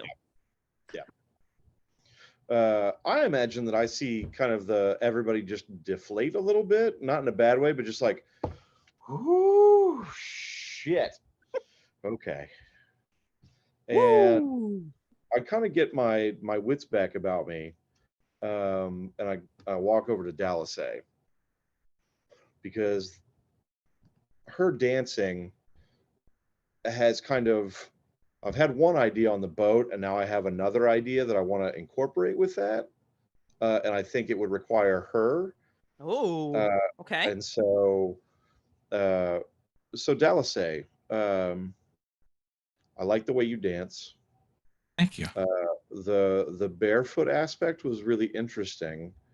I have the nugget of an idea growing. Would you be interested in a possible collaboration? I think so. What? Tell me more. This is all I've got right now. I know that I want to incorporate your dancing with painting in some way. Mm-hmm. That's as far as I've gotten with it. But like, if you're open to the idea, I will seriously start thinking about it. If it's not really your thing, that's fine. I'll just forget about it and move on. No. I'd love to hear where you want to take this. Cool. So I think Twee at that point will make it a point to really think on something collaborative with Dallas that evening. Okay. Really fast in 3 sentences or less. Excuse me. Give me your wind down for the evening, and then let me know whether or not you're going to the pond at 10 p.m. Just what would you like to get into? You want to go to the cafeteria? You want to go knock on some doors to try? Just give me a quick. This is what I'm doing for the next 4 hours. Twee is chilling in the room. Okay. Hot tub time. She'd probably put her headphones on. She'd put on that ambient, just kind of get back into Twee zone. Yeah. Because she feels very outside of herself at the moment, even with everything that's happened. And then I think she would probably try to rearrange her room into a kind of feng shui that works for her creative output. She would think about like where she'd put her paints and where she'd put her extra canvases and where she'd put her tools, and like just kind of looking at the flow of the room and going, that's not going to work. That's cool. Just, making the space her own. That's what she would spend the night doing. Okay. Your rapid fire. I don't think she would go to the lake. Okay. My rapid fire response as you're reorganizing your room and you finally take a break to hop into the hot tub and you're looking out on the ocean, there at the very end of the pier, you can recognize that there's like the back of another student as you're seeing with the sunset. And there's something about the way the sun is setting on the water. The water has a beautiful shimmer. The breeze is cutting through, and they are sitting there on a makeshift stool made out of a tree trunk. A cut tree trunk that they've rolled over, and they're sitting there playing the cello. And from what you can tell, they're just playing the cello at the water. Anybody, and you say you are not going to the pond tonight. Correct. Yeah. Anybody else? What are you doing for your next 4 hours? Jamal. Go ahead. Jamal is going to the cafeteria to get something to eat, and he's definitely going to the lake this evening. Okay. As descriptions come up, just assume that once you get there, I don't have to re-describe anything for you, but really fast, Jamal. So the Cafeteria and Student Center is a 3-story pine structure. There are several designer floor to ceiling glass panes. A lot of them have donated or created by Uluru Walker. So you can recognize what her art is. The first floor hosts a magnificent eating space and a convenience store. The second floor has the Hall of Memories, which is a circular roundabout where you can kind of go through a museum style tunnel that tells you the story of the Miskatonic Shoreside Conservatory. And the third floor has a massive community space that includes a wellness center, private rental rooms, climbing wall, oxygen bar, game lobby. This campus is meant for a whole program. But again, you guys are just here for like the boot camp for 4 weeks over the summer. So everything is much larger and more spread out than what it really needs to be to accommodate the little small handful of about 30 or so students. So just curious, when you do go to the cafeteria, your food options are limitless. You can get sushi. They've got vegan. They've got burgers. There's a steakhouse. I mean, there's a taco hut. Whatever you want is there. They have, kitchen staff manning it, but it's almost like all a la carte. You go and pick up what the fuck you want, and then you can eat. Just curious, what is Jamal eating at the cafeteria? Oh, we can't hear you, baby. He's going for the tacos because let's be frank, living in Massachusetts, New England, not exactly as diverse in the food options as it could be. Fair. So Fair. he's taking in those tacos. Okay. He's making it Taco Tuesday. These are some really, really good. Are they making these shells here in house? There's no way. I think they're making these shells here. Their tacos are that good. So you're able to eat. There are a handful of other students and a handful of other staffs there, but mostly everyone is either keeping to themselves or trying to get acclimated or doing the over friendly, like, hi, I do this. But, as of right now, it's pretty tame. The cool thing about your cafeteria is the entire back wall has been knocked out and floor to ceiling. It is nothing but one singular pane of beautiful glass that, again, faces the ocean. Anything else you want to do other than grabbing food and getting ready to go to the pond to see Daddy? I mean, I'm so sorry, Jeremy. After he finishes the meal, he'll take a quick walk through the memory gallery before heading back to change. Okay. As you're going through the memory gallery, the hall of memories, it's one of those things you're like, oh God, I don't have enough time to actually go through this, enjoy this. I'm going to have to come back through again at another point. But basically, it is a homage to the Miskatonic Shoreside program and its students. You are seeing, you're going into like dimly lit areas that have like that blue fluorescent water feel through all of it, which is kind of nauseating for the first 3 seconds. It is like, oh God, this is absolutely gorgeous. And there are display cases with like the original blueprints for the Miskatonic Shoreside Conservatory encased in glass. There are a couple other weird cases that have like weapons in them, like daggers or arrowheads. And you're just like, I need to come back and read some of those and kind of look through everything. But my love, as you get towards the end, you see a massive mural that's been painted onto the wall, and it has like one of the glass frames that sticks out from it. The caption beneath it says the 2004 New Year Reunion. And when you look at this photo, it has dozens of alumni that are gathered together in the cafeteria that you just left. On the back wall of this picture, there are a bunch of black hoods that are hung onto the wall. So it's like black hood, black hood, black hood, black hood, black hood, black hood, black hood, black hood, black hood, black. And then they're just like hanging on the wall. And it looks very cultish. It really does. Let me not even lie about it. Like it looks creepy. Like what is that? But the people in the center all look like they are having the time of their life. There are forward-facing, laughing people holding champagne flutes, and they're posing for a camera. And dead center of this, Jamal, you see a picture of what has to be program director Hannah Downs, because that's, she's listed on the placard in that area. And she has one arm around your father, Wallace Harris, and she has another hand doing half of a heart over the very pregnant belly of your mother. And her half heart is connected by another woman that looks spitting image of August. Absolutely has to be his mother. And they're doing the little heart sign over your mother's pregnant belly. And there's a moment where he'll just reach out, and I will reach out and touch the picture, or as my hand strokes over both of my parents, and his eyes begin to tear, and my eyes begin to tear. Okay. His eyes begin to tear, and it's just like a beautiful silent moment shared between you and this particular photo, or this particular mural. They were here, and when they were here, they were happy. And whatever relationship they had with whomever this Hannah Downs with, it appeared to be a positive one. And it seems I was here too. It seems like welcome home. Dallas, what are you up to? I am going to just go out and walk around the grounds. Okay. I'm barefoot and specifically avoiding walking on the cement. I'm like seeking out the grassy areas, the dirt. Sometimes the rocks. I like, I find that I like the way that the rocks dig into my feet for just like sharp moment of pain. But not damaging my feet, because I still need to use them. And I'm sort of like absorbing the place. Through my feet and learning the place.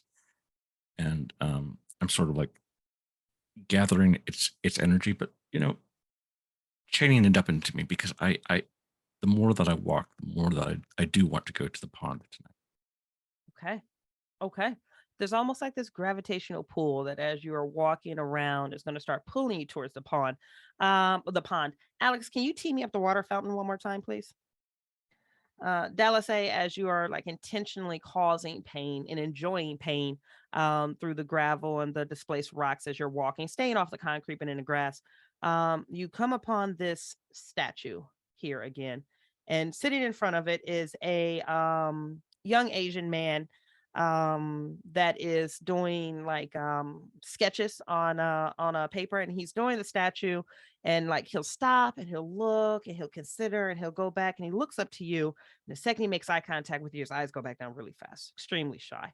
But as you are standing there walking past this statue, you hear just very softly, very passively, another thunderclap. You can feel that lightning strikes somewhere down around you, but it's not actually happening. It's just an impression you have, or maybe it is actually happening. But there's something about this particular statue um, that is speaking to you in a language you don't understand, and you can't quite figure out what it is that it wants from you. But as you look down at the corner of the statue, there's a placard that says Father Dagon and Mother Hydra. Hmm. And it's just there with you. Okay. And I'm sort of looking at that, and I recognize that it is sort of a strange looking thing that Mhm. most people might even find repulsive, but I do find like a strange beauty to it, the way the body flows, the way I can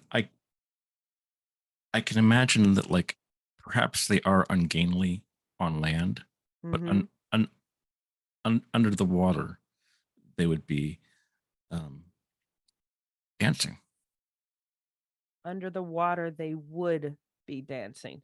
And as you're continuing to look at this statue and you're imagining it underwater, the thought comes to you very quickly.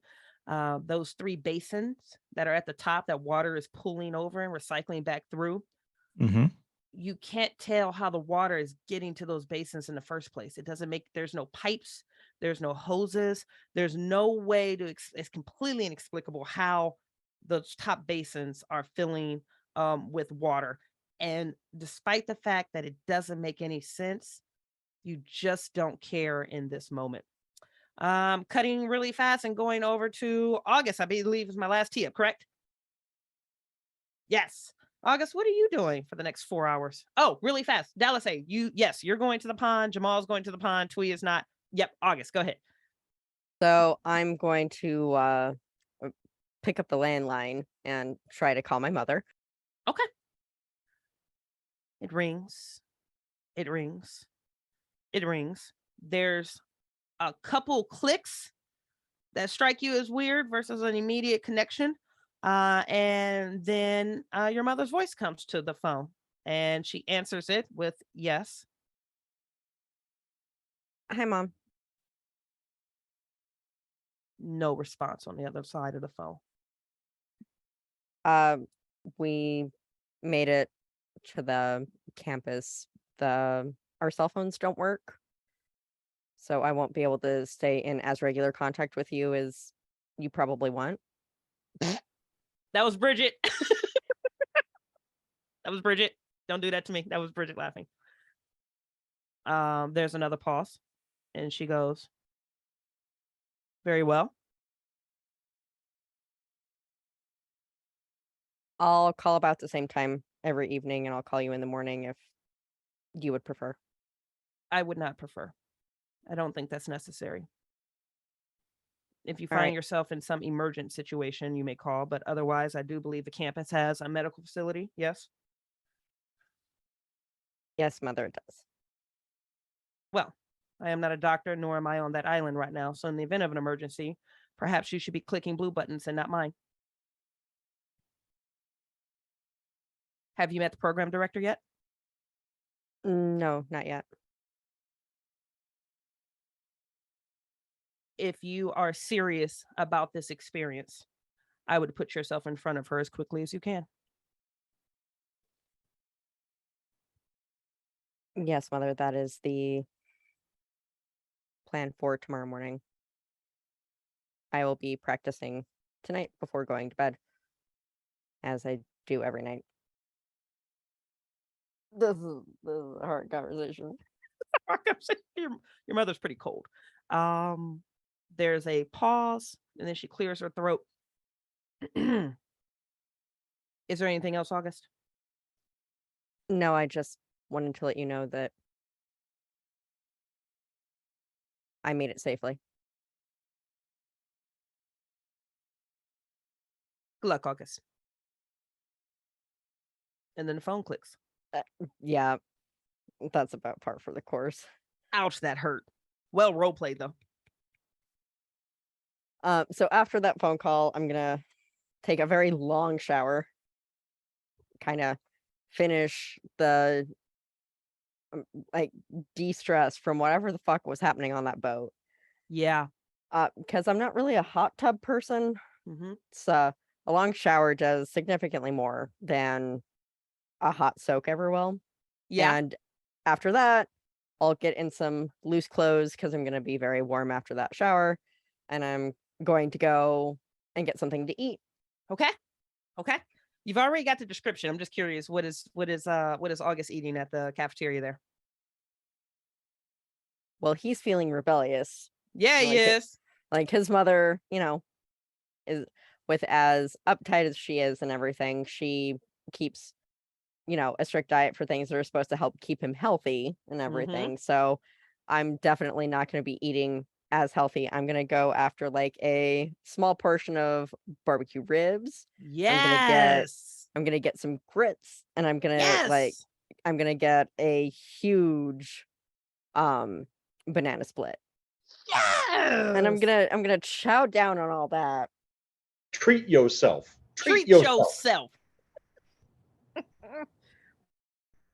And after that, I'm going to go back to the room. I'm definitely not feeling the vibe of everything else that was happening during that introduction about going down to the pond. Yeah. And instead of practicing as another act of rebellion against my mother, I am just going to go straight to bed, like 9:30. Okay. You're like, no, fuck this. I'm out. Okay. So attending the pond, I believe right now is just Dallas and Jamal, correct? Okay. Yeah. Correct. All right. So Timbian comes and you guys are able to go to the pond. Alex, can you tee up the map again really fast for us? Jeff's pond is number 6. You guys are able to get to the pond, and it's very much a man-made pond with like some small trees that put around them, but it's very serene. It's very peaceful. It has a couple of those park benches around it where, it'd be great to either read or things of that nature. But as you guys are there are about 7 or 8 other students that are gathered around, and they're in all various attires of disrepair, because apparently they've all been warned that they were going to get wet too. So you have some girls that are out there flat out in like bikinis. You have some guys that are just there with like their swim trunks on. It's mostly just like they're meandering around, they're talking, they're doing chit chat, and Jeremy is there. And he is, moving back and forth, thanking people for attending, smiling, shaking hands. And again, it's just that electricity that fills the air. And you two notice, Jamal and Dallas say that the other students are feeling it as well. He speaks to one student, a redhead with like the big freckles, has her hair pulled up in a really fun ponytail. And he says something to her and she smiles and she takes off running. And I'm going to cut over to cabin C really fast. There is a steady pound of knocking on the door, the very front door to the cabin. And then that door opens and a voice calls out that is going to wake you up out of your sleep, August. And Twee, you're going to hear this as well. And it goes, hello, Twee, August. And this voice starts going door to door on all 16 of these cabins, knocking until they get a response. Oh yeah, not a chance. Here's the thing. Twee has been soaking in the hot tub for a cool minute with the headphones on now. For a cool minute. And I will tell you, she knows exactly what she wants to do collab-wise with Dallas now, after having spent some time like just separating from everything and everybody. Like, okay, holy fuck. So I can't wait. She's going to hear it through the headphones, the knocking and the voice, and she's going to go, that voice is fucking annoying. It is. I don't want any part of it. Hello. Absolutely not. And so she will turn the volume up on her headphones a little bit and go back to soaking. Okay. You can feel the vibrations, from your door, your individual cabin door, but it's locked and she can't get in there and she doesn't know which cabin you're in. So that is going to continue. The annoyance passes you by like a ghost until it arrives to August's door. Hello. Wakey, wakey. Unless you're the director, Go away. Hey, are you August? I heard you were cute. Are you cute? Can you open the door so I can see? Not unless you're the director. Nope, not the director, just another student. But hey, why aren't you coming to the pond? Because some of us are exhausted and would like to sleep. And then you can hear clawing on the outside of the door. Not like creepy clawing, but like she's being obnoxious and she's like dragging her nails over the door. She says, but Jeremy wants you to come. And I'm remembering this exchange that happened down on the main level. He's not really my type. You're probably a better fit for entertainment. And there's a pause, and she says, so you're really not going to come to the pond. You're going to miss out on this once in a lifetime opportunity. To do what? Sleep? You're already talking to me. We might as well have this conversation on the way back to the pond.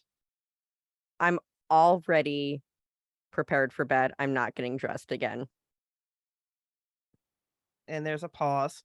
And then there is scrawling on your door.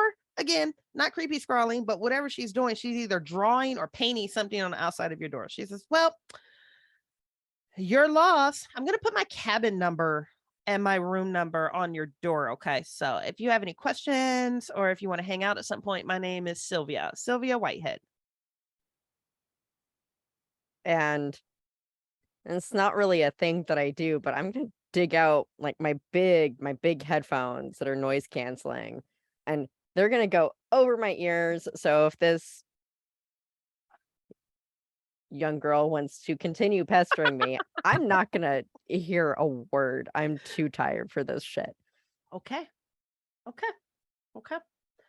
Cutting back over to Jamal and Dallas. You guys are there at the pond. I'm not, but you guys are there. Okay, so you're there at the pond, and Jeremy Leitner kind of raises his hands and brings you guys all to attention. He says, okay, students, so the pond here, Jeff's pond, is about 12 feet deep. There is something beautiful that awaits you at the bottom. You see, if you complete boot camp, you'll be a full-time student at the Conservatory, whether you choose to study here, at our campus in Arkham, or abroad. But no matter what, if you complete this program, you'll be family. But until then, tonight, we're going to offer you the opportunity to take a little something from us. And you'll be able to leave a little something behind. And he's throwing flirtatious looks across all of you. He says, and that's what this is, a little ritual that we do for new boot camp students. So go ahead, strip down, dive in, and go bring me back a little something from the bottom of this pond.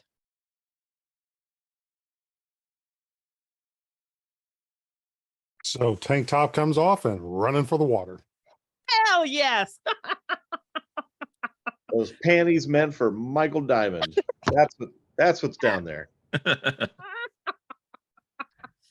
Tank top off, you splash into the water. Dallas? Yeah, I'm just wearing a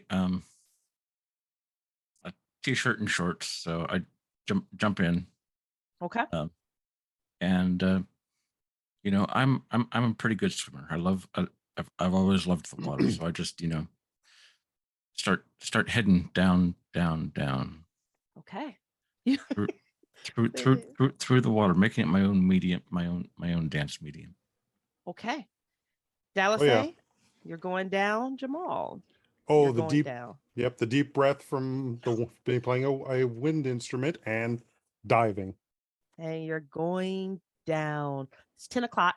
So the moon is dancing on the top of this little still pond, which is doing wonders for casting and throwing light, like beams of light around you, past you, and you're heading down deeper and deeper and deeper. You're being hugged and embraced by these waters. You're super excited about what's down here, what you are going to find. And then I need insight checks from both of you, please. So many wet jokes, so little time. That's a line from chat. It was so much safer to stay at the cabin. I rolled a 3. I rolled a 6. Holy shit. Okay.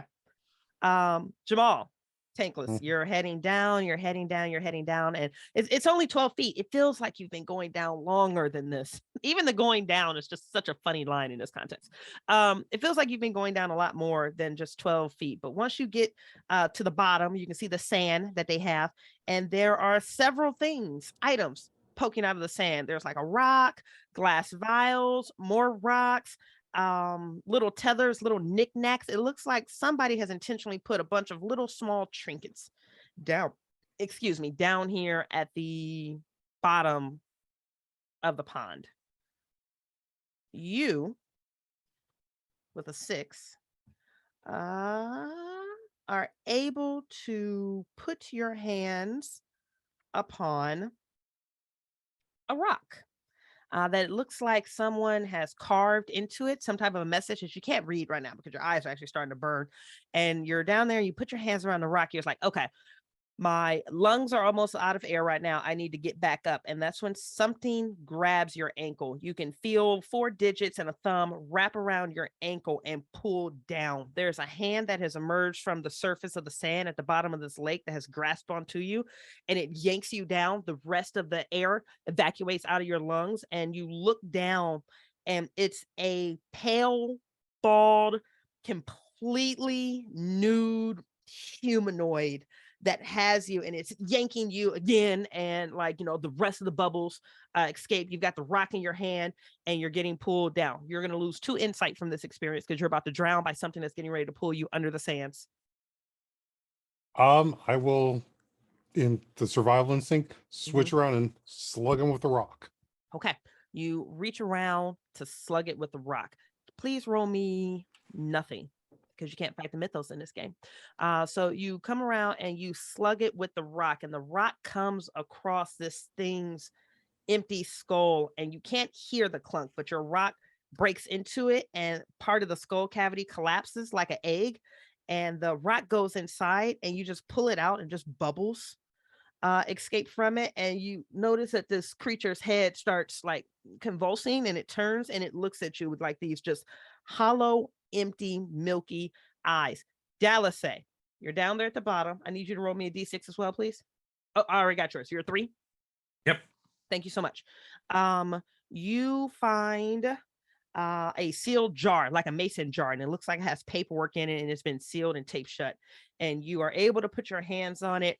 Same thing. You're like, okay, I'm almost out of air. This is my element, but I can only be down here so long. And as you are like getting ready to flutter, kick, and come up, you see Jamal in combat in something with what looks to be like just a soulless, skinless, hairless, eyeless, mouthless, pale creature. And it looks like it's pulling him beneath the sand. The 2 of you, we can talk it out. What's going on right now? Okay, I will just grab Jamal by the hand Okay. and try to pull him away and up from that thing. Just give him a sharp tug and try to go up. Okay. And as soon as I feel that, I'm trying to push my way up as well.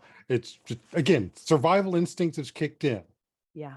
At this point, and trying to get back to the surface as much as possible with Dallas's help. Okay. And pull away from this. So Dallas, I can imagine that you in water is just as graceful as you are on land, as you are attempting to pull Jamal up here. Jamal, I need a human die to see how well your lungs are holding up here, because you're about to start drowning on me. Got a 3. 3 is not at human competency. Give me a description of how what you're thinking about as water begins to flood your lungs and you are getting ready to drown right here in this moment. Oh God, it can't be this. I haven't made I haven't found out what it is here. What did I not do with the blessing? Why is this being taken back? Ooh, that's heartbreaking. Dallas, you're flutter kicking, you're doing your best to tug and tug, but now another hand has come out and it has wrapped itself around Jamal's waist. You need to make a decision here. You can keep trying and potentially die in this moment with Jamal, or you can release and go up.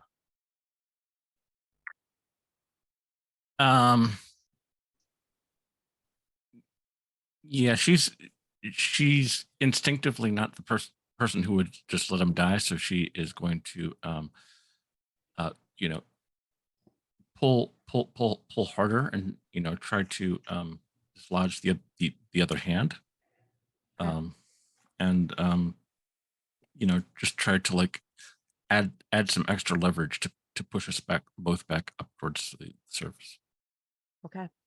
Roll me a human die to see how well you do this, as whatever this creature is, it's going down with Jamal. Jamal's feet are now beneath the sand. It's above his ankle, it's above his knees. And this mouthless creature that has bubbles flying out of the side of his head just throws its neck back. And in the crevice here, just a sea of bubbles, a curtain of bubbles start flying up. Oh, with a 6!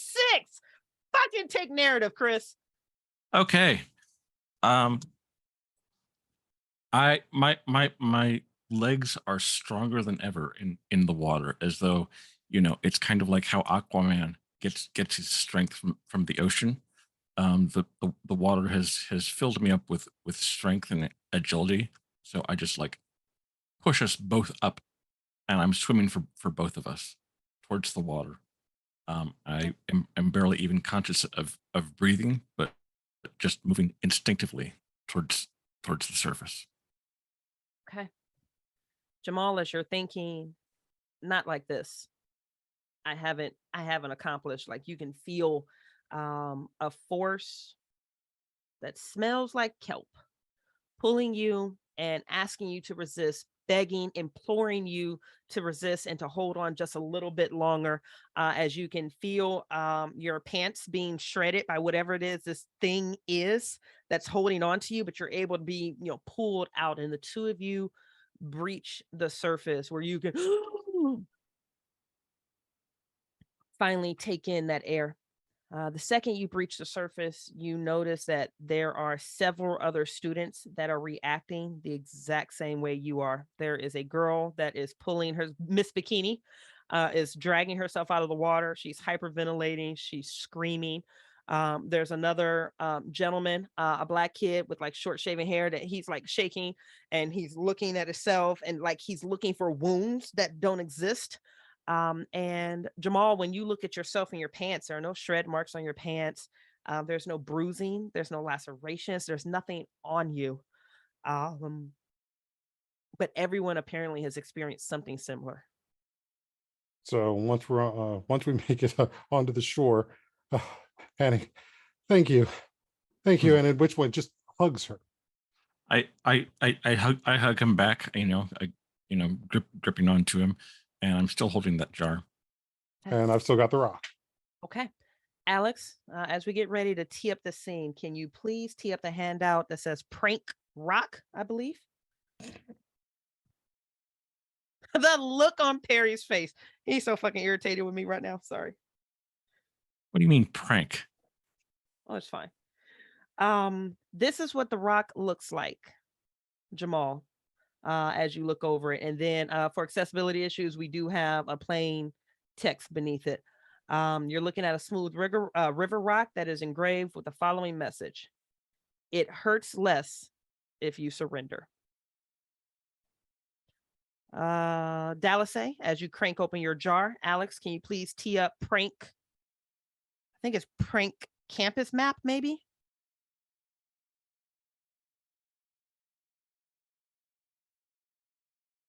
And what you're going to be looking at here, Dallas, is a campus map, one that you have and that you've been looking at. And certain locations have been highlighted. Number 8, the pier. 10, the student cabins. 11, the amphitheater. 3, the classrooms. And there's a note on it that says, these are the hot spots on campus. If you're performing in any of these locations, brace yourself and don't break yourself.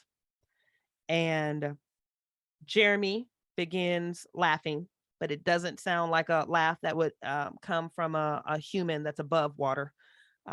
It sounds distant, it sounds gurgly, it sounds aquatic.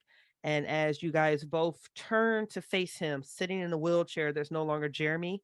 It's that same goddamn mannequin freak thing that's just sitting in the chair, vibrating and laughing at you all.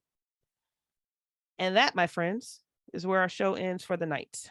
Thank you so much To everyone who joined in or is currently watching the replay, you are indeed the best part of waking up, and we appreciate you. Alex, can we do this drawing, please?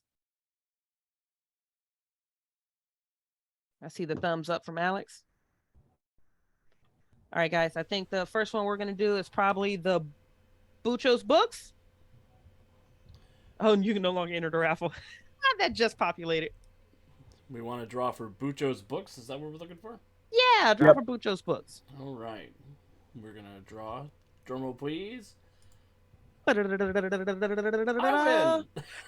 win. Hey! Congratulations! That was what I wanted. I'm curious to read Bucho's books, so yay. Yes! I have both of them, and I guess I started going through the stars one. Give me the title of that one again, Bucho. Scaring the Stars into Submission. Scaring the stars into submission, which really works great with everything that happened. Anyways, congratulations, Alex. You're getting signed copies of Bucho's books. And another drum roll, please, for the PDF copy of Miskatonic Shoreside Conservatory, which hopefully will be out this week. Doug R650. Hey, Doug R650. Doug, if you are still with us, Doug R650, please either send me a message on Twitch, or I'm going to put my email address, Symphony Entertainment GA@gmail.com, into the chat. Feel free to email me with your email address associated with Drive-Thru RPG. If you do not have Drive-Thru RPG, just send me an email. I will send you the PDF as soon as that bad boy launches. Thank you so much for joining the stream. I think that's my partner. Is it? I think that's him. Hey, thank you so much for the sexy background that you gave Jamal, because we all love it. Guys, the cast and crew are going to take a brief break. It looks like we need it based on the facial expressions I'm seeing from everyone. And then we're going to come back for the post-symphony gala.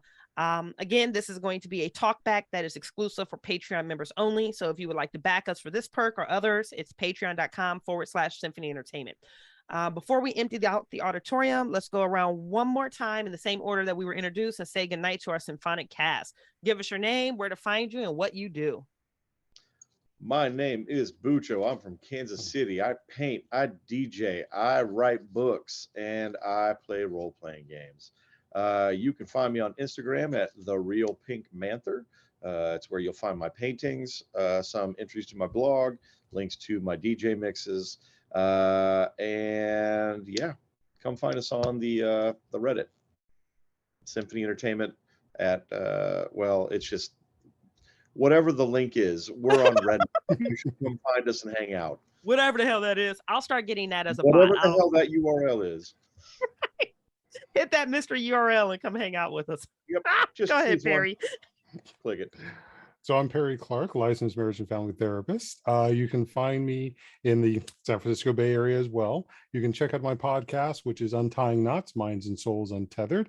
Yeah, there's a leather theme to that as well. And if you are a LGBT man of color and interested in leather, check out Onyx Men. We have them chapters. We have 9 chapters across the country, and definitely are a place if you want to explore your interest in leather and kink. Love it. Chris? I'm Chris. I am a writer and an editor in the Bay Area. A